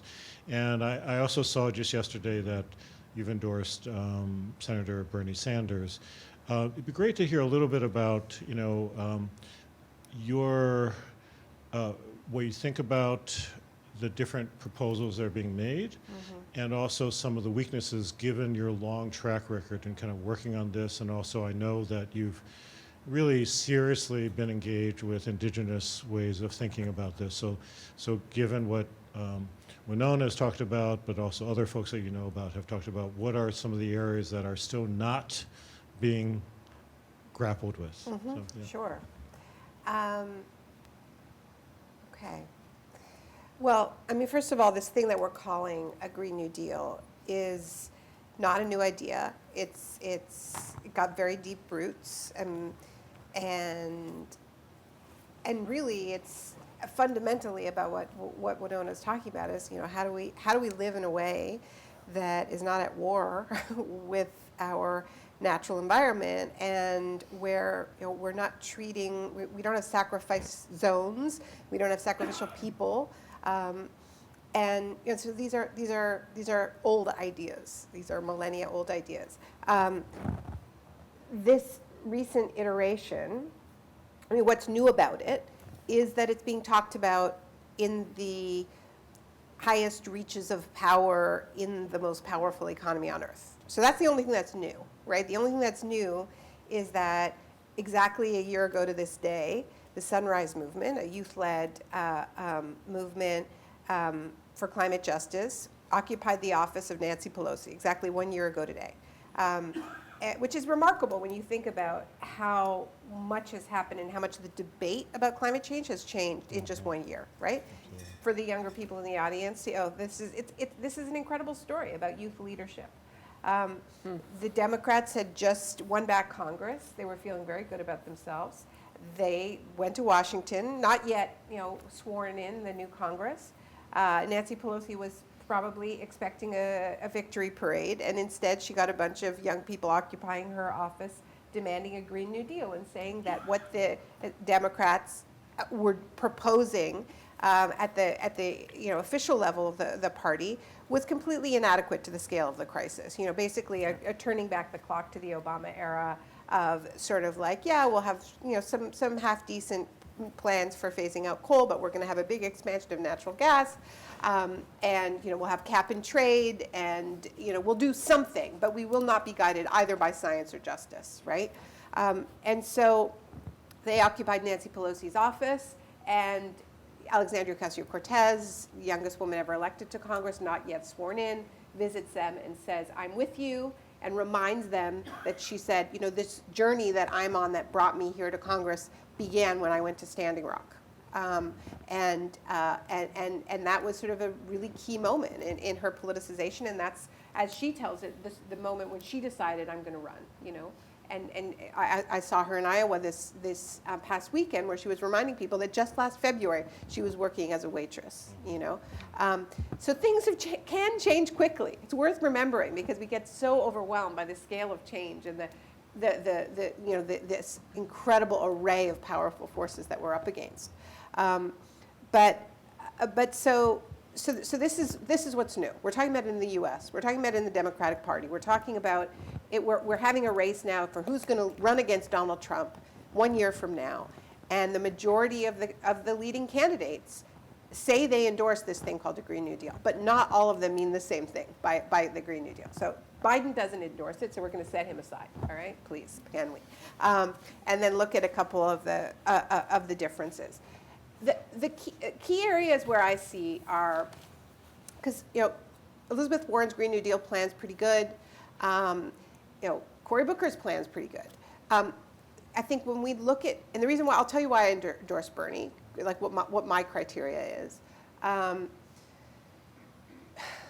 So it has to be truly at the scale of the crisis, and Bernie's is by far the boldest. We also have to understand that this is a war, that the fossil fuel industry and the banks that finance them have spent decades fighting against tiny, incremental, inadequate responses to the climate crisis. When you think about the amount, the tens of millions of dollars that they put into fighting cap and trade, right? Imagine what they are going to try to do to defeat an actual plan, right? Which would require that they leave trillions of dollars worth of fossil fuels in the ground. So we need a fighter. So it's not enough to just say a lot of nice things on the campaign trail. There has to be a track record of actually standing up to power, because why else would you believe that this is going to happen? I also believe that there needs to be, it can't just be about one person being a fighter. It has to be about a plan to actually build a counterpower, right? And this is a big part of what makes Bernie's campaign difference, is that it is really fundamentally about building a movement, right? This whole idea of not me, us. I mean, that said, I think it's complicated for social movements to be as embedded in a political campaign, but the fact is that the state of the left in this country is not where it should be. It isn't the 1930s, where we have very powerful independent trade unions that are shutting down cities, that are able to build that kind of counter power. That's not where we are. But the biggest two differences when it comes to policy that I would say around Warren versus Sanders, and I'm not trashing Warren. I think there's a lot of good things about her plan. If she wins this, I think she will be the most progressive candidate we've seen leading the Democratic Party in a long time. This is why I'm supporting Bernie. Because climate justice doesn't stop at the US border. And we're hearing a lot of very nationalist talk around how the US is going to lead the world, how, Warren calls her plan economic patriotism. Basically, she says the US is going to lead by examples, create, a big boom in green tech, and then sort of dump cheap green tech on the rest of the world. That's the plan for how the U.S. is going to catalyze this thing. We have 1 decade, right, by the time a new administration starts, to cut global emissions in half, okay? So there really does need to be a catalytic impact of a new U.S. administration, and that's not going to happen by the U.S. just saying, we're leading by example 30 years too late. It's actually going to happen by the U.S. acknowledging that it's the world's largest historical emitter, that it has gobbled up an outsized proportion of atmospheric space, and not only doing more faster, but also transferring wealth from the north to the south. And so Bernie is the only one talking about that. His plan calls for spending $200 billion into a global climate fund that would allow countries like, say, Bolivia to leapfrog over fossil fuels, to leave some of their gas in the ground, right? Would allow a country like Ecuador to leave their rainforest intact and not dig up the oil underneath, because that is now their poverty elimination plan. And both Bolivia and Ecuador, 10 years ago, were calling for this. Bolivia's trade negotiator and climate negotiator, a young woman named Angelica Navarro, exactly 10 years ago, went to the UN conference and called for a Marshall Plan for planet Earth, okay? And said, if we look at who has burned all the carbon and who is on the front lines of the impacts, then if we're going to deal with this in a just way, then we need a rollout of technology in our countries. We don't want economic imperialism. We don't want green economic imperialism. We want to be able to develop our own economies, and we're owed this. And they were ignored. Ecuador went to the UN and said, we want to leave the Yasuni intact, this incredibly biodiverse, rich region, and not dig up the oil. But it shouldn't just be on us to protect those rainforests. We'll pay for half, but the rest of the world has to step up, pay its ecological debts, and then we will leave that oil in the ground and we will spend the money leapfrogging to green tech. And they were completely ignored, and nobody put any money on the table. To put Bernie's $200 billion in perspective, the Obama administration pledged $2 billion and didn't pay it, okay? This is an incremental increase. The other thing that the Warren campaign talks about is greening the military. I mean, I don't know what the hell that means, okay? Because the US military is the world's largest driver of ecological and human misery and disruption around this planet. The Sanders campaign is talking about cutting $1.5 trillion from the military, and specifically talking about how that infrastructure is currently being used to protect fossil fuel projects and spending it on a Green New Deal, okay?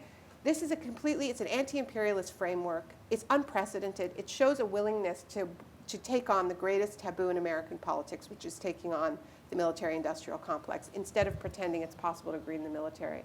And what that tells me is that he's up for the fight. We're not going to do this by playing nice. And so, I was really impressed in Iowa that these were some of the most popular policies. There's one other key part that makes Bernie's plan different. And I'm sorry, I am now sounding like an ad for Bernie, but we don't have that much time left to figure this out, okay? Bernie is not just talking about green energy, moving from fossil fuels to renewables. He's talking about energy democracy. As we move, let's move from this incredibly concentrated economy where all of the economic benefits are flowing to a handful of companies to democratic ownership structures, okay? Justice has to be at the center, which means that projects like Molina, LaDuke, and Massimo's, where indigenous communities own and control the renewable resources, keep the jobs, the skills, and the profits in their communities. That's a basic principle of climate justice. And Newark is a climate justice community. This means that instead of poisoned water in a city like Newark, there would be the resources for the people who have been poisoned to own and control their own different kinds of green projects, right? That's reparative justice. But more broadly, these green projects, and specifically green energy, what the Sanders campaign is talking about is this should be publicly owned, community owned, cooperatively owned. So in a place like Iowa, green energy has a bad name. They've got fields and fields of wind turbines, but it's owned by single companies, and all the benefits are going, once again, into the pockets of shareholders, and their energy prices are going up. And so now they associate a green transition with yet more thing that is making working people's lives more difficult.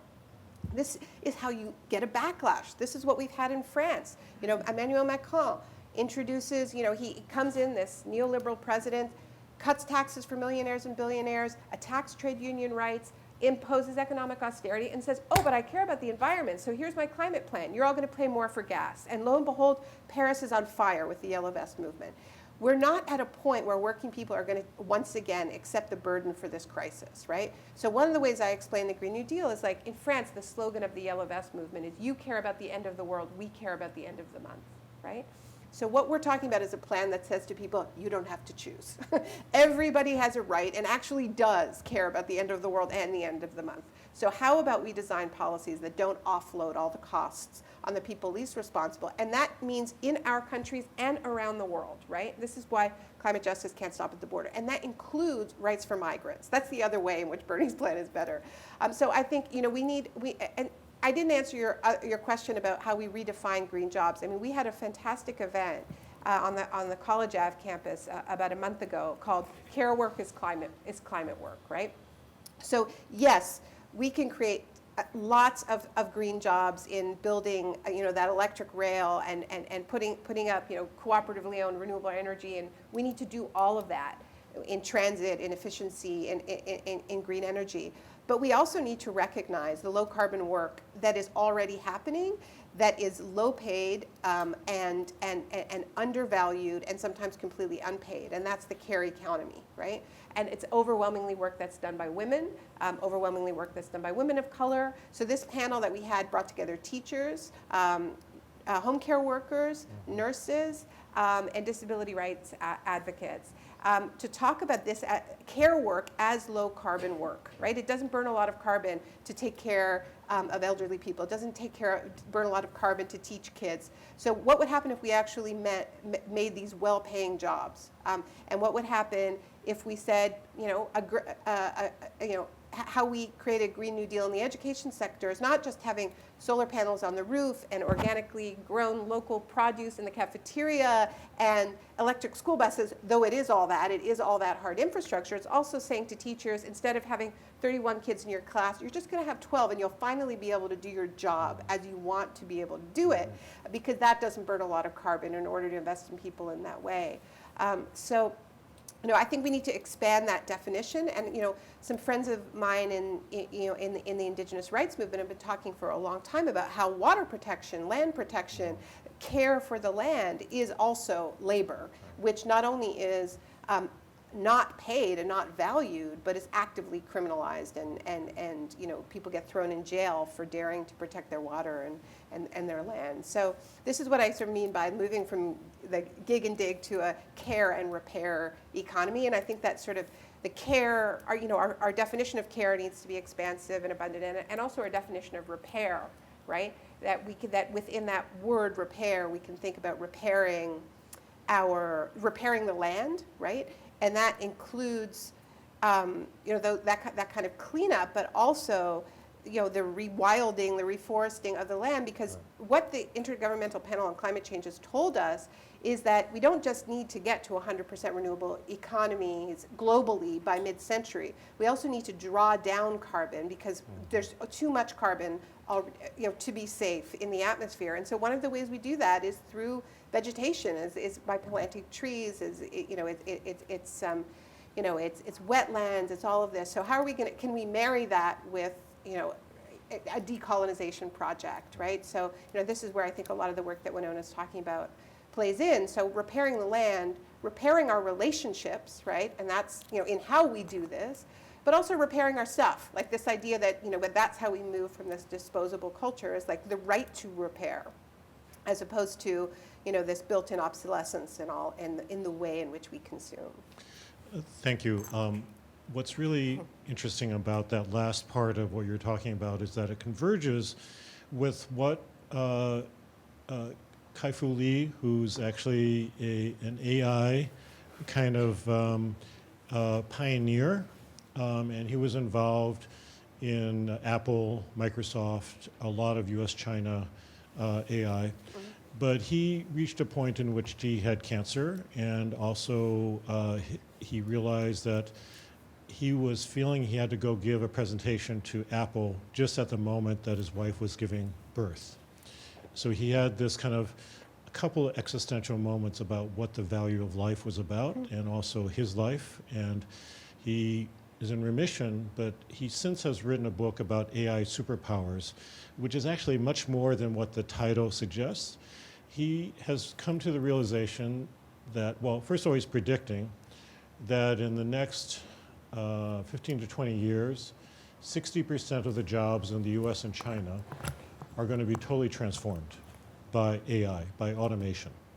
Not by robots, not by, you know, like somebody who's like acting as your servant in your, you know, on your farm, but by algorithms and by replacing jobs such as at pharmacies and many other industrial jobs, but also white-collar jobs, bankers, with basically AI. And then the question is, well, what do you do about, how do humans, you know, fit into this?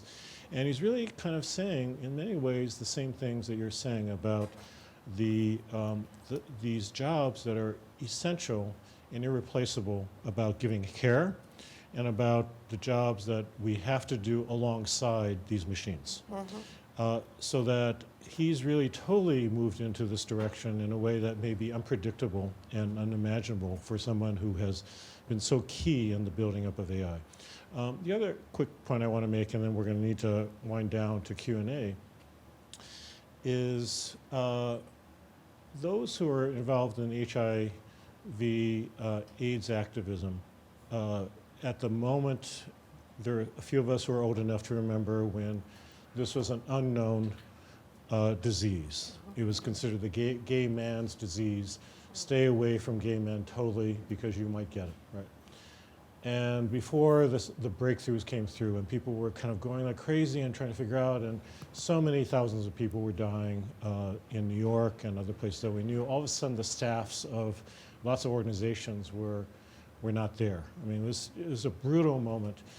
And there was the same kind of fantasy kind of thinking that somehow we'll find the golden pills that will then solve this, or somehow segregate, and there are attitudes about what to do with gay men, you know, at the time, right? But a number of those who are activists are saying that, well, we have to turn the corner and we have to get into harm reduction, because that moment of the simple solution by modern society is not going to come, but we have to get into harm reduction. In some ways, it's the parallel moment we're in now, because it's not like in 10 or 11 years, that's when we're already in the problems. We know that we're already in it. Yeah. So the harm reduction is really the question that we're raising. And part of the dilemma and challenge that we're facing is how can we come together? Because so many of us are involved in different kinds of movements and different kinds of priorities. And those, of course, are incredibly important. We've devoted decades, years to being involved in them. But in some ways, this question is so big and so enormous that it also forces us to think about how can we be involved and how can we be in coalitions, but also how can we break through the sectarianism that is also with us, and the tendency to say, no, it's my issue that is the most important. It's my issue that's the most important. How can we come together? So maybe we can just kind of wrap up with that simple question. But I'd love your just kind of thoughts and insights about success stories that you've each had in doing that, and then we're going to open it up. So, yeah, so, you know? Yeah, I mean, there's obviously great, like I feel like it is a great spiritual moment. We could say there's great challenges, but, heroes face great challenges. That'd be us. And there's many, many ways you could do that. And, it's interesting about the AI. I had work, you should actually say what that is, AI. Artificial intelligence. Right. I'm just sorry, but it's like, it's like, but that's like a whole facet, right, of this world. And I'm actually not, I'm a bigger fan of like returning to doing stuff yourself. That's like me. I'm like, if you can't do it yourself, you probably shouldn't be involved with it. That's like super like me on the like way end, like where'd that food come from, right? That's me. I'm in a different situation, but everybody has a little cool greatness in this moment. And that's what we need to figure out. Like, you know, I'm not AI person, but I know that, you know, sometimes in my decolonization thinking, I sit here and I was like, okay, I want to keep that. I don't like that one. No, that's a bad one. That got to go. You know what I'm saying? It's just like, you know, start tossing some of this stuff because they don't want it.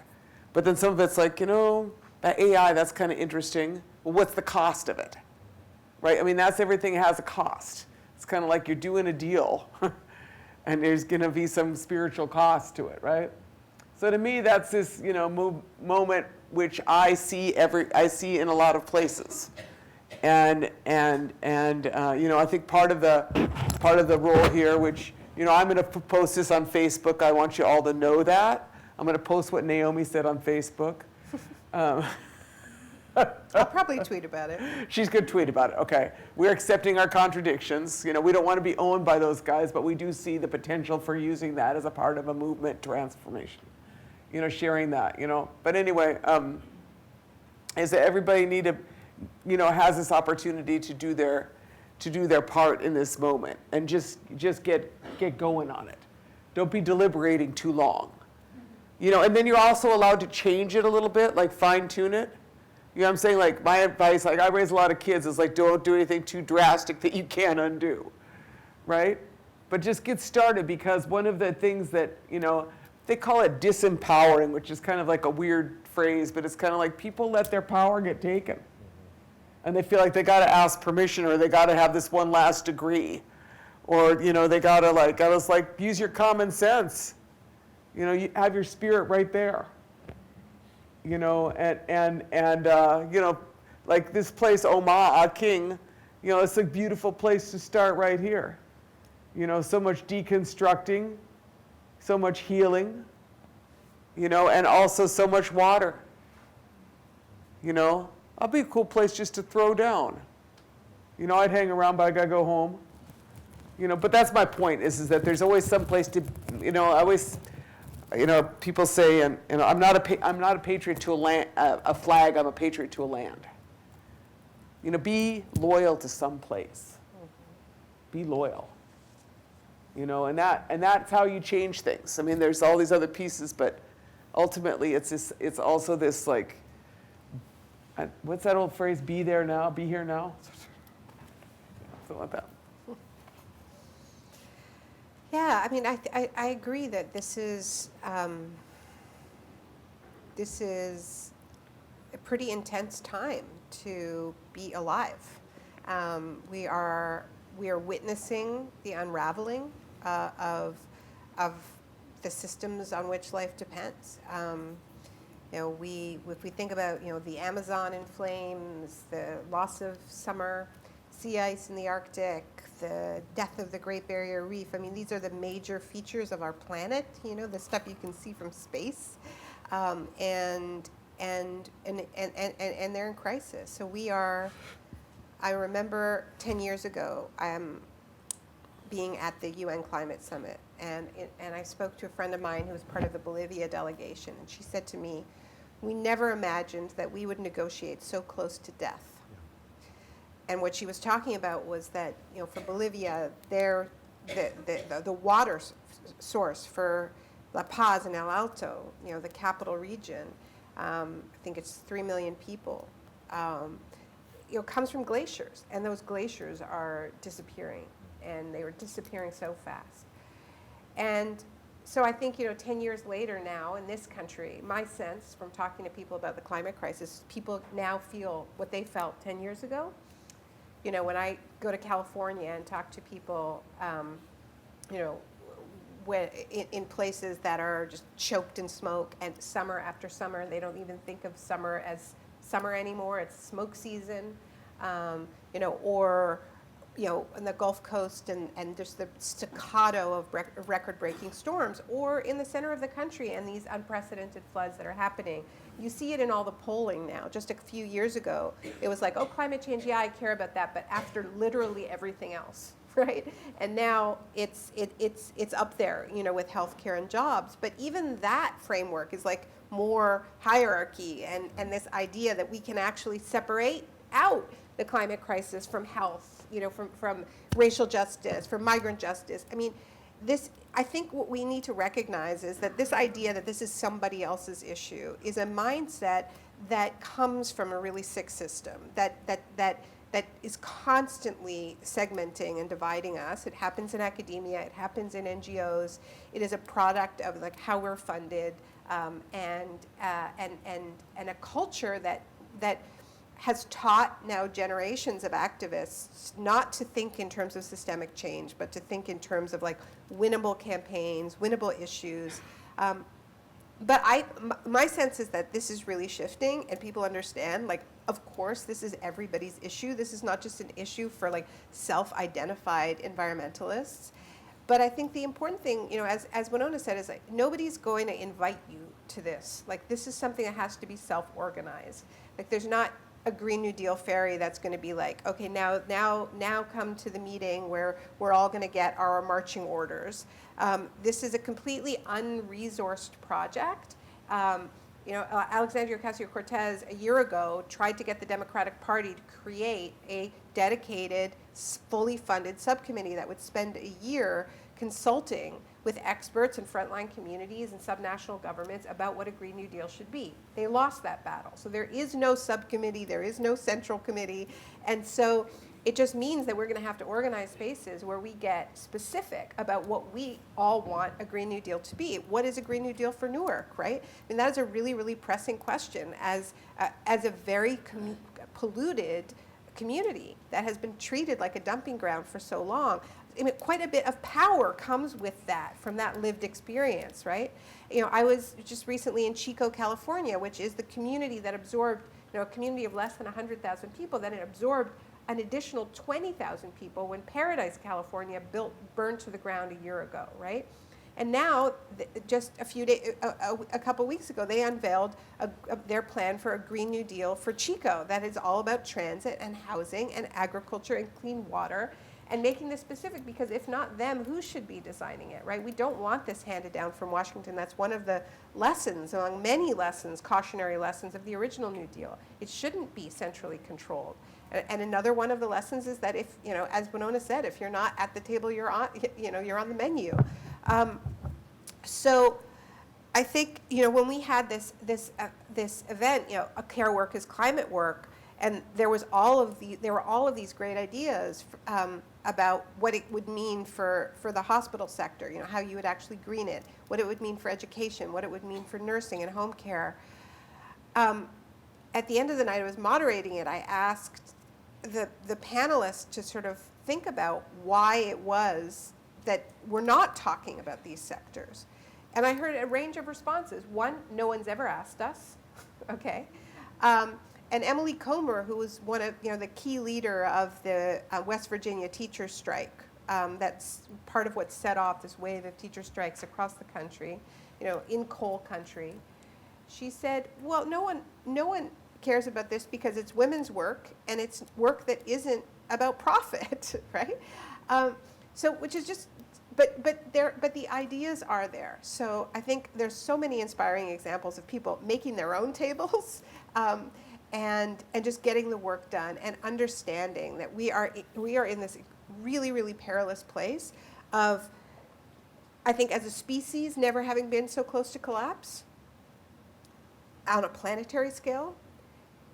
But also, I don't know, as a human being in North America, I have never been so close to the possibility of transformational change at the political level. Which is not to say it's a sure thing or it's going to happen, but the actual possibility and the radical ideas that are currently being discussed, right, and debated, it's unlike anything I've seen in my lifetime. So we have to hold this tension of just peril and possibility, and just understand that we are alive at the moment where we're going to make the decision about which road we take, and it isn't going to be a clean decision, in the sense that we are going to be living through some pretty tough times, even if we do absolutely everything right. we're headed for a world that is warmer and more disaster prone than what we have now, and it's already getting pretty intense. And so the infrastructure in decolonizing our brains, building relationships, real community, investing in the infrastructure of care, it's going to be what saves lives and lets us hold on to our humanity in the midst of these shocks, right? Because what killed thousands of people in Puerto Rico after Maria was not falling debris. It was a collapsed healthcare system and a collapsed electricity grid. What killed 86 people in Paradise, California, honestly, from what we can tell, is isolation. It was elderly people and disabled people who were alone in their homes, and nobody rescued them, right? So when we build community and we build relationships, we save each other. So we got to do that. Yeah, thank you for that. This has been amazing, and I wish we had a lot more time to talk about the war economy and many other things, but this is a chance to have a few questions from the audience. If you could just maybe offer very brief questions. You can come to the mic up here. I appreciate that. There's a mic right up here. Yeah, so yeah, if a few people could just come up, that'd be fantastic. While that's happening, this is not so remote because, in fact, we are in ground zero in New Jersey and New York and the metro region for very high levels of global warming. And also, if you follow the New York Times and the Science, they're talking about 70% of the insects are not around right now. And it's not something that I especially notice living in Brooklyn, because we don't want mosquitoes and we don't want roaches in the house, so we just don't notice, what's not happening. And that the number of fish that are greatly dropping as well, but also just in the Times last week, the scallop harvest out on Long Island, which is usually, this is the time for scallops to be harvested for the seafood industry, and there basically are no scallops right now, 0 scallops. It was that bad. So this is here upon us, so please, thank you. You just identify yourself and just... Sure. Thank you so much for coming and talking today. My name is Sarah Thompson. I'm a doctorate student at Rutgers here in Newark. And I wanted to kind of get comments on this. It's not really a question per se. It's more of just thoughts. And I'm still processing kind of this discussion as well. But there were references to, Google, Facebook, Twitter, and a lot of corporations that have now come to the forefront and have really kind of defined kind of this new surveillance capitalism, some would say, right? And so with the acknowledgement that we tap into these, right? Everybody has a Facebook account, everybody has a Twitter account, and we're actually tapping into these and using these platforms to make change, right? AOC was largely successful in doing this, and so tapping into those systems that we actually, to a certain extent, reject. How do we find the balance, in acknowledging that we're tapping into these systems that are very corrosive and are also taking advantage of us as products. So I just wanted to kind of get some ideas about, how you really grapple with that and kind of start a dialogue about that, because I think that's largely missing from the picture, and especially with the upcoming with the upcoming presidential election in 2020, it's going to be, I think, a major deciding factor, and there are a lot of concerns that I have about that. So if you could just maybe share some thoughts, I'd appreciate it. Would it be okay if we took maybe a few. 3 or 4 questions and then? That's perfect, yeah. Okay, great, thank you. Peace. I'm Cherub Stewart. I just want to acknowledge everyone for being here and say thank you. I was led here by my ancestors. I've never heard the names of these wonderful women on the stage, so I'm super grateful. I've been an educator for 20 years throughout the East Coast and have recently had a career shift listening to Spirit to acknowledge my cool thing to transform space. So I create safe spaces as an interior designer, and recently have listened even deeper and am going to get into land development, which is a market that is saturated with white men as we sit in the Haynes building. And so I am looking for resources and ways to blend my knowledge of ancestral divinity and God, leadership with land acknowledgments, which I have done many of whenever I speak, and how to blend all of those things into being very intentional about land development and not just resting on the fact that I have a good credit score and a bunch of resources, but going deeper into how to build community as my ancestors did, from which I come. Thank you. This line is getting longer and longer, but let's try to get through as many as we can. We could take like 3 and then we'll take the next one. My name is James Boyle. I'm an undergraduate at the New Brunswick campus. And this kind of gets, Jack, to your point about coalition building, and something that I haven't really heard in conversation in the Green New Deal. But Winona, there's obviously a brutal history of violence on Indigenous bodies within the carceral state in North America. And then there's currently cities like New York, which are really militarizing public transportation sites. Essex County here in Newark has a lot of contracts with ICE, locking up migrants who are fleeing ecological devastation in their home countries, and incarcerated people in California are having their labor exploited, fighting the fires there. Rutgers, as an institution, has investments in GTL, which provides communication services for private prisons. So I was just wondering what the role of abolition is within a climate justice framework and how that would fit into a Green New Deal plan as well. Thanks. This one goes, she's up there, and then we quit after that. We're How gonna are take you? this one, then Yeah, we have one. First of all, Manira Bumani. I'm a human rights advocate from Newark, and I just want to thank you all, give thanks to you for actually coming here to decolonize our minds here in the city. And I know you know about the water contamination, the toxic water, and you know, the economic injustice that's happening here within the city of Newark. The question is that are you interested in partnering with the city, because they do have a sustainability office which changes over at each and every person who come into office. And it's just sad to say right now is that those folks at this present time probably need to hear about a new deal, Green Deal, because there was talks about the Green Deal under past administration, which I'm one of the participant of weatherizing the homes through solar panel and all of that. And we had an extensive program to help get people into the solar panel business, and also train women and men from the community to take over the jobs that's in this community doing the solar panel reserving energy. So it seems to me that they need some type of partnership, and it's sad to say that we need, if you are able to actually partner with the city to help with the new Green Deal, or putting together a new Green Deal for the city of Newark. If you're able to do that, you know, you can give me a contact.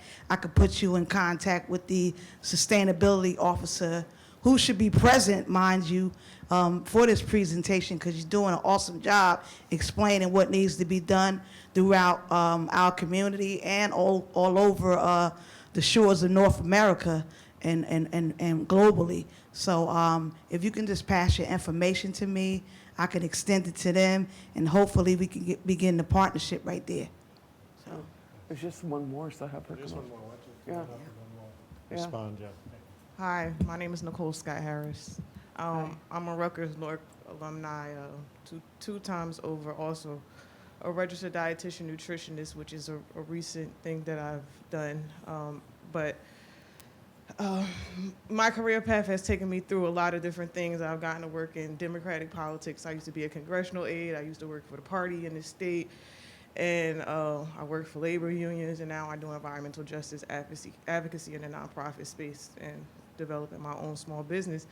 I say that all to say is that the system is not broke. The system is working as it was intended to, as it was designed. And so how do we begin to orient our perspective and our thinking towards solution-oriented action that acknowledges the system design as it was intended to work and not pretending to think that the system was designed to work for us. And by extension, you know, specifically we talk about Nancy Pelosi, who we were just talking about, who was very, very dismissive about the Green New Deal. I mean, The Onion made a spoof about it. And so she was very, very dismissive, but not just her, just the whole political apparatus. And I'm really urging people to think in a post-partisan mindset.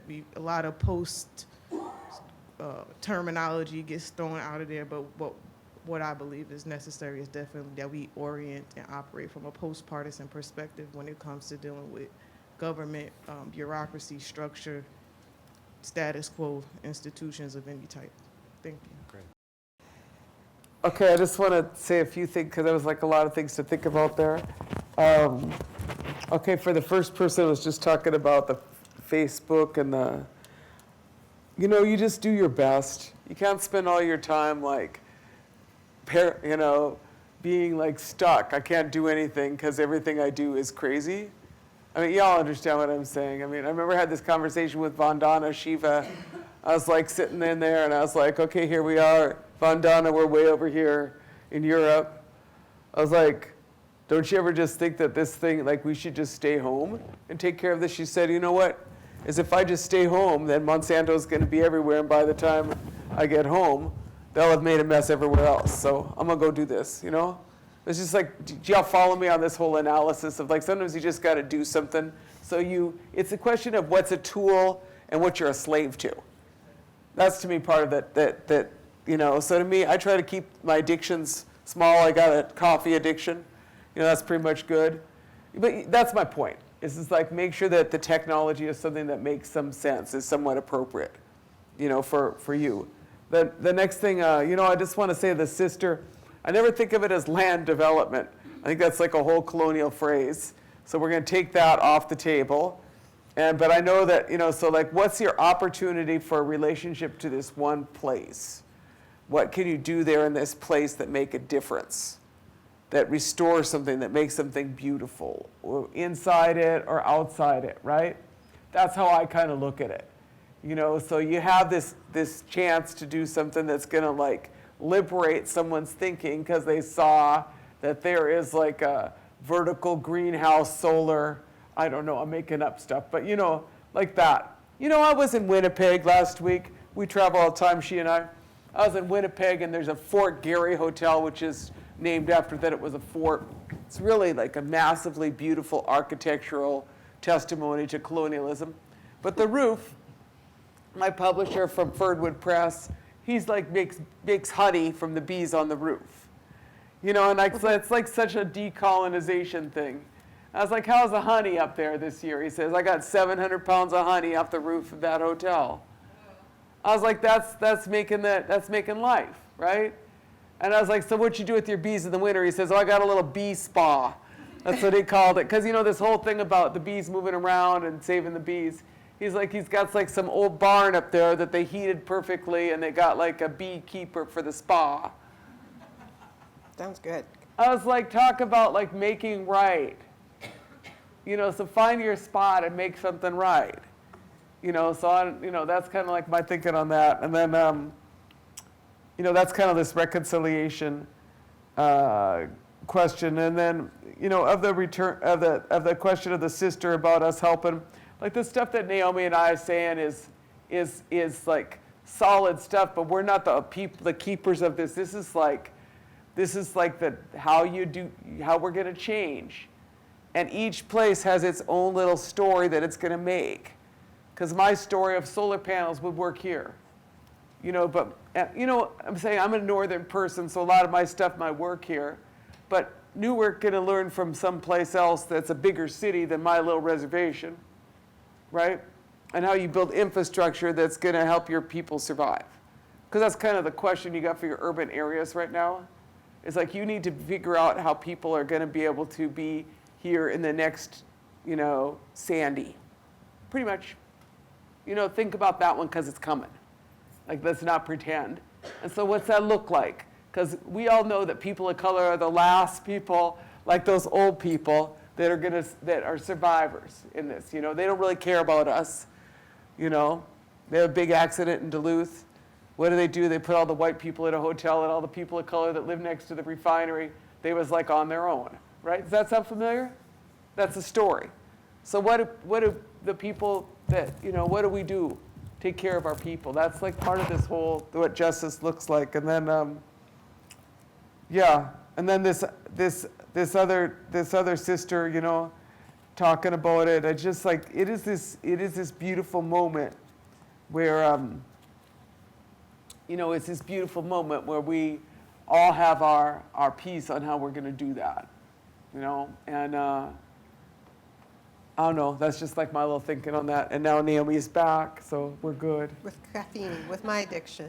Like I need coffee to answer That's these mine too. That's questions. like it. That's like coffee Yeah. is God. I'm gonna I like fair trade organic though. Women's co-ops, whole thing. Delivered by sailboat. I'm going to start from the last and go up to the first. But so the question about or the comment about Pelosi and Right.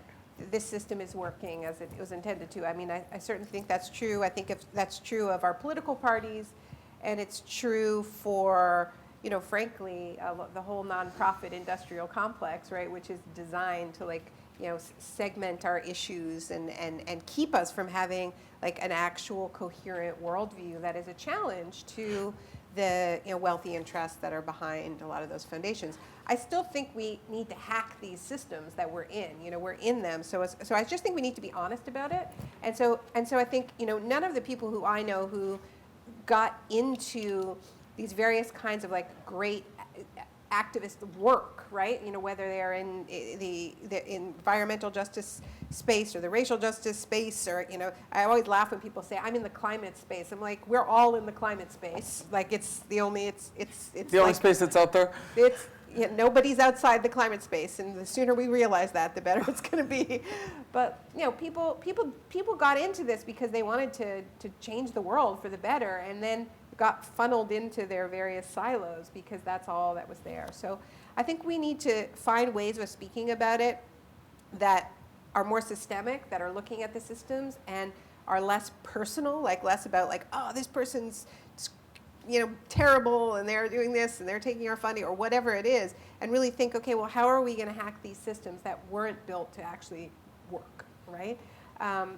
And I think, frankly, the same is true of the Democratic Party. I think we need insurgent candidates. We can't achieve the level of change that we need without state power. I'm going to be straight up about that. And I'm somebody who's, you know, for a long time wouldn't touch politics with a 10-foot pole. Like what I just did in Iowa is the first time I've ever gone to a political rally. You know, I just hated that stuff. I mean, she ran for vice president, you know. But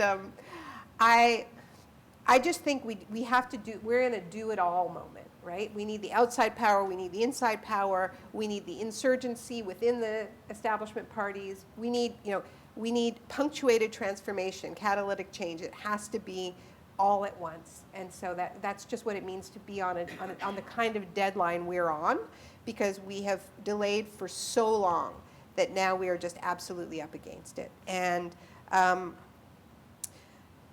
yeah, I'll certainly echo what Winona said about what's going on here in Newark. That I think this is actually a city that has, you know, many years of experience, as you were referring to, of trying to design environmental justice programs, and in many cases successfully. And we've got and you know, I think that we're seeing some exciting cross pollinations between the university and the community, and we need more of that. But James's question about abolition in the GND is, you know, this is another area where there hasn't been, you know, enough theoretical work, and where I think that, you know, it's work that just has to be done. I can refer you to a good discussion that we had. You know, I'm a co-founder of a group called theleap.org, and we had a webinar a few weeks ago on dismantling the carceral state within the context of the Green New Deal, and had some fantastic speakers. And I would, you know, it's if you go to theleap.org and look it up, you'll hear from people who are way more expert in this than me. But it obviously is connected. The explosion of the prison population runs parallel to this economic project that created entire disposable classes of people, right? So as we think about an economic and ecological project where there's going to be plenty of work, right? We're not going to have an employment problem, right? What does justice look like in the context of the people who have been warehoused because it was more profitable to warehouse them? So I think but one thing I would just do a little shout out to James is a great organizer here at Rutgers.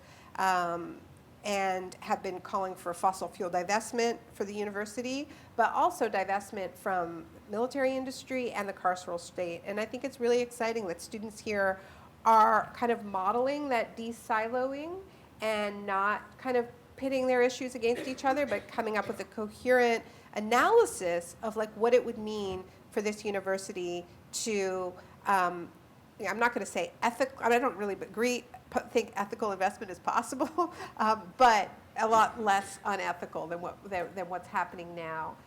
And I think in the process of coming up with those demands and meeting each other across issues, I think you're really modeling the kind of politics that we need. So I really want to thank you for that organizing. The question around design is really interesting, and I would also just kind of being a little bit of a human hyperlink here, but there was a great conference at Penn a couple of months ago called Designing for a Green New Deal. I mean, obviously, we're going to need lots of designers for this, for this transformation that we're talking about, and that was a conference that brought together the design and architecture community, had some great speakers. It's also all archived, and there's going to be a big report coming out of it, so I'd really encourage you to plug into that. And that's just yet another example of the fact that we're not talking about like drop everything you're doing and whatever you're interested in and join this one thing. What we're talking about is so big that it's going to take all of our skills, like whatever we are good at, whatever we are passionate about. The question is, how are we going to plug that into this incredible transformation? And the Green New Deal left out many African American workers, many women workers, many immigrant workers. But there were parts of the Green New Deal that were pretty exciting. There was the original New Deal. The original New Deal, there was some pretty exciting stuff in Indian country. During the Roosevelt FDR administration, Yeah. You're talking about that New Deal. What the Green New Deal takes its name from, the original New Deal in the 1930s. But it also employed, I think, how many millions of artists? Well over 1 million artists. And hundreds of thousands of works of art were created. As just an example of like when you're talking about transforming an economy, it's not like one group of workers who benefit.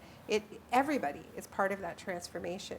And the question around surveillance capitalism, I think what Winona said is absolutely right. We have to figure out how we're not going to be used by it. But I think we also have to recognize that I'm not sure we can honestly coexist with these tech companies in the way they are currently organized. And I think we're seeing that in terms of their impact on our media space, our impact on our democracies.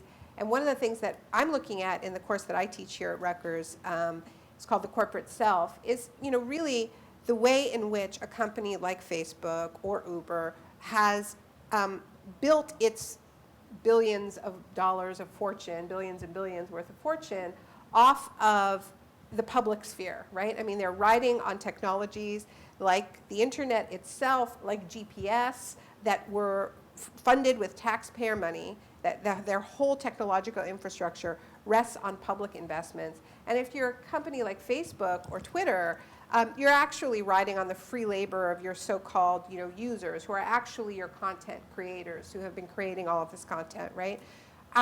They got us all hooked because they provided these services for free, right? And they used this rhetoric of how they were creating a digital town square and freeing all information. They used the rhetoric of the commons. And to me, the most pressing question is what would it mean if we actually demanded that they were a commons? That if we said we actually have a right to be connected, and you built your companies off of our free labor and our taxpayer-funded public infrastructure, and now we actually are going to demand, basically I think we should nationalize Facebook, is what I'm saying. Liz, could you come up and just say a few words to transition, and then we're going to wrap up and give our thanks. So, yeah. Well, I know that you'll join me in thanking these incredible speakers and a not so shabby moderator also.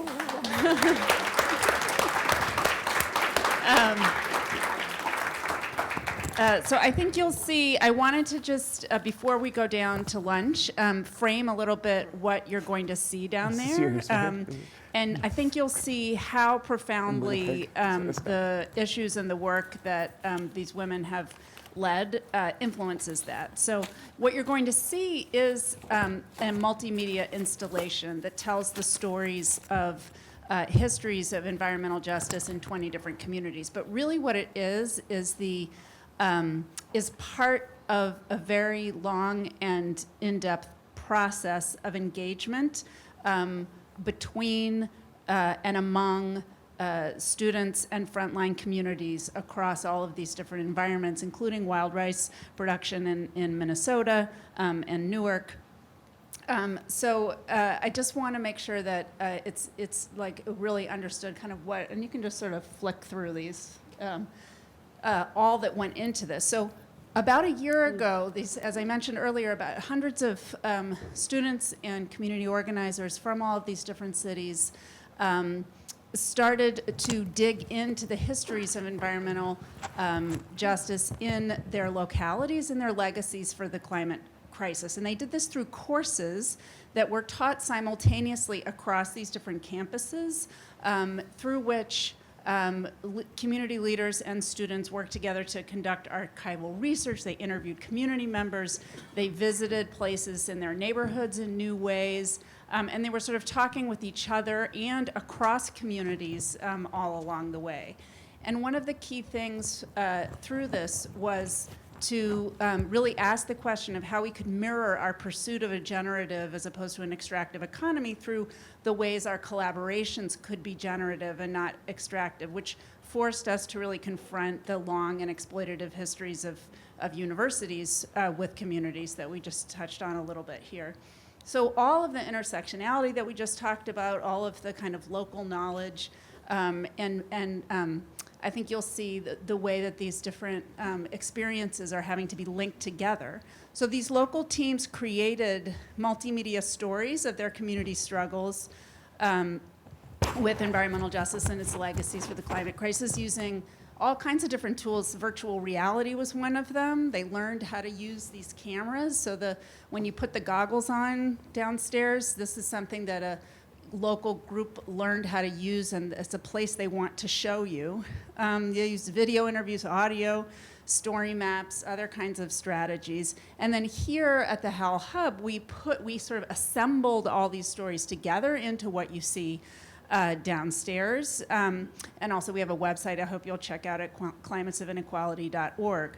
But the thing to think about for us is sort of this is a kind of an approach to storytelling that's more like a social movement and is trying to be the catalyst and support for the movements that are happening by celebrating local knowledges, histories, and each community's specific issues while also finding insight between localities and then solidarity kind of in the collective story that it has. And the other points I want to make sure that everybody, including our speakers, know about is that this is only the beginning. It's part of a process, and it's only the beginning of the process, because after launching in Newark, the installation will travel to all of the communities that created it with these different actions and events all along the way. And actually, one of the elements that I hope that you'll check out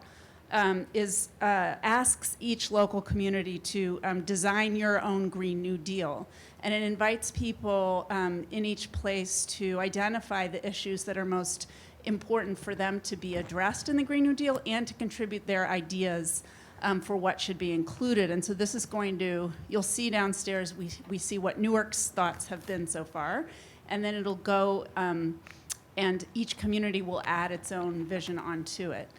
Also, for those folks who are at Rutgers, this is just the beginning of a collaboration between Hal, the Price Center, and many others here to try to really ask what this campus can do with, or what universities can do through this kind of engaged work to address the climate crisis through some of this real reckoning with histories and storytelling. So if any of you are teaching courses or interested in engaging through courses, or you're doing work in Newark and we haven't talked to you yet, then please come to us. Also, new communities can add their stories and sort of go through this project and will as it continues. So for instance, we have a team in the Bahamas that's working this spring, and we're talking to folks that we've worked with before in Michigan. So if you know of a group that would like to integrate their story in this way into this installation, or host it, or be part of this, I hope you'll ask us about that too. So I just wanted to sort of set that up before our free lunch, and to thank you for coming, and ask you to thank our caterers who are here for the breakfast, and the HAL staff, Margie Weinstein, Leora Fuller, who's somewhere, and Sam Hage, who have, and Nabiha Savasanan and Kristen Scorso. I'm seeing who's left here. All of them who have contributed to this event. But most of all, please join me again in thanking our speakers for the conversation.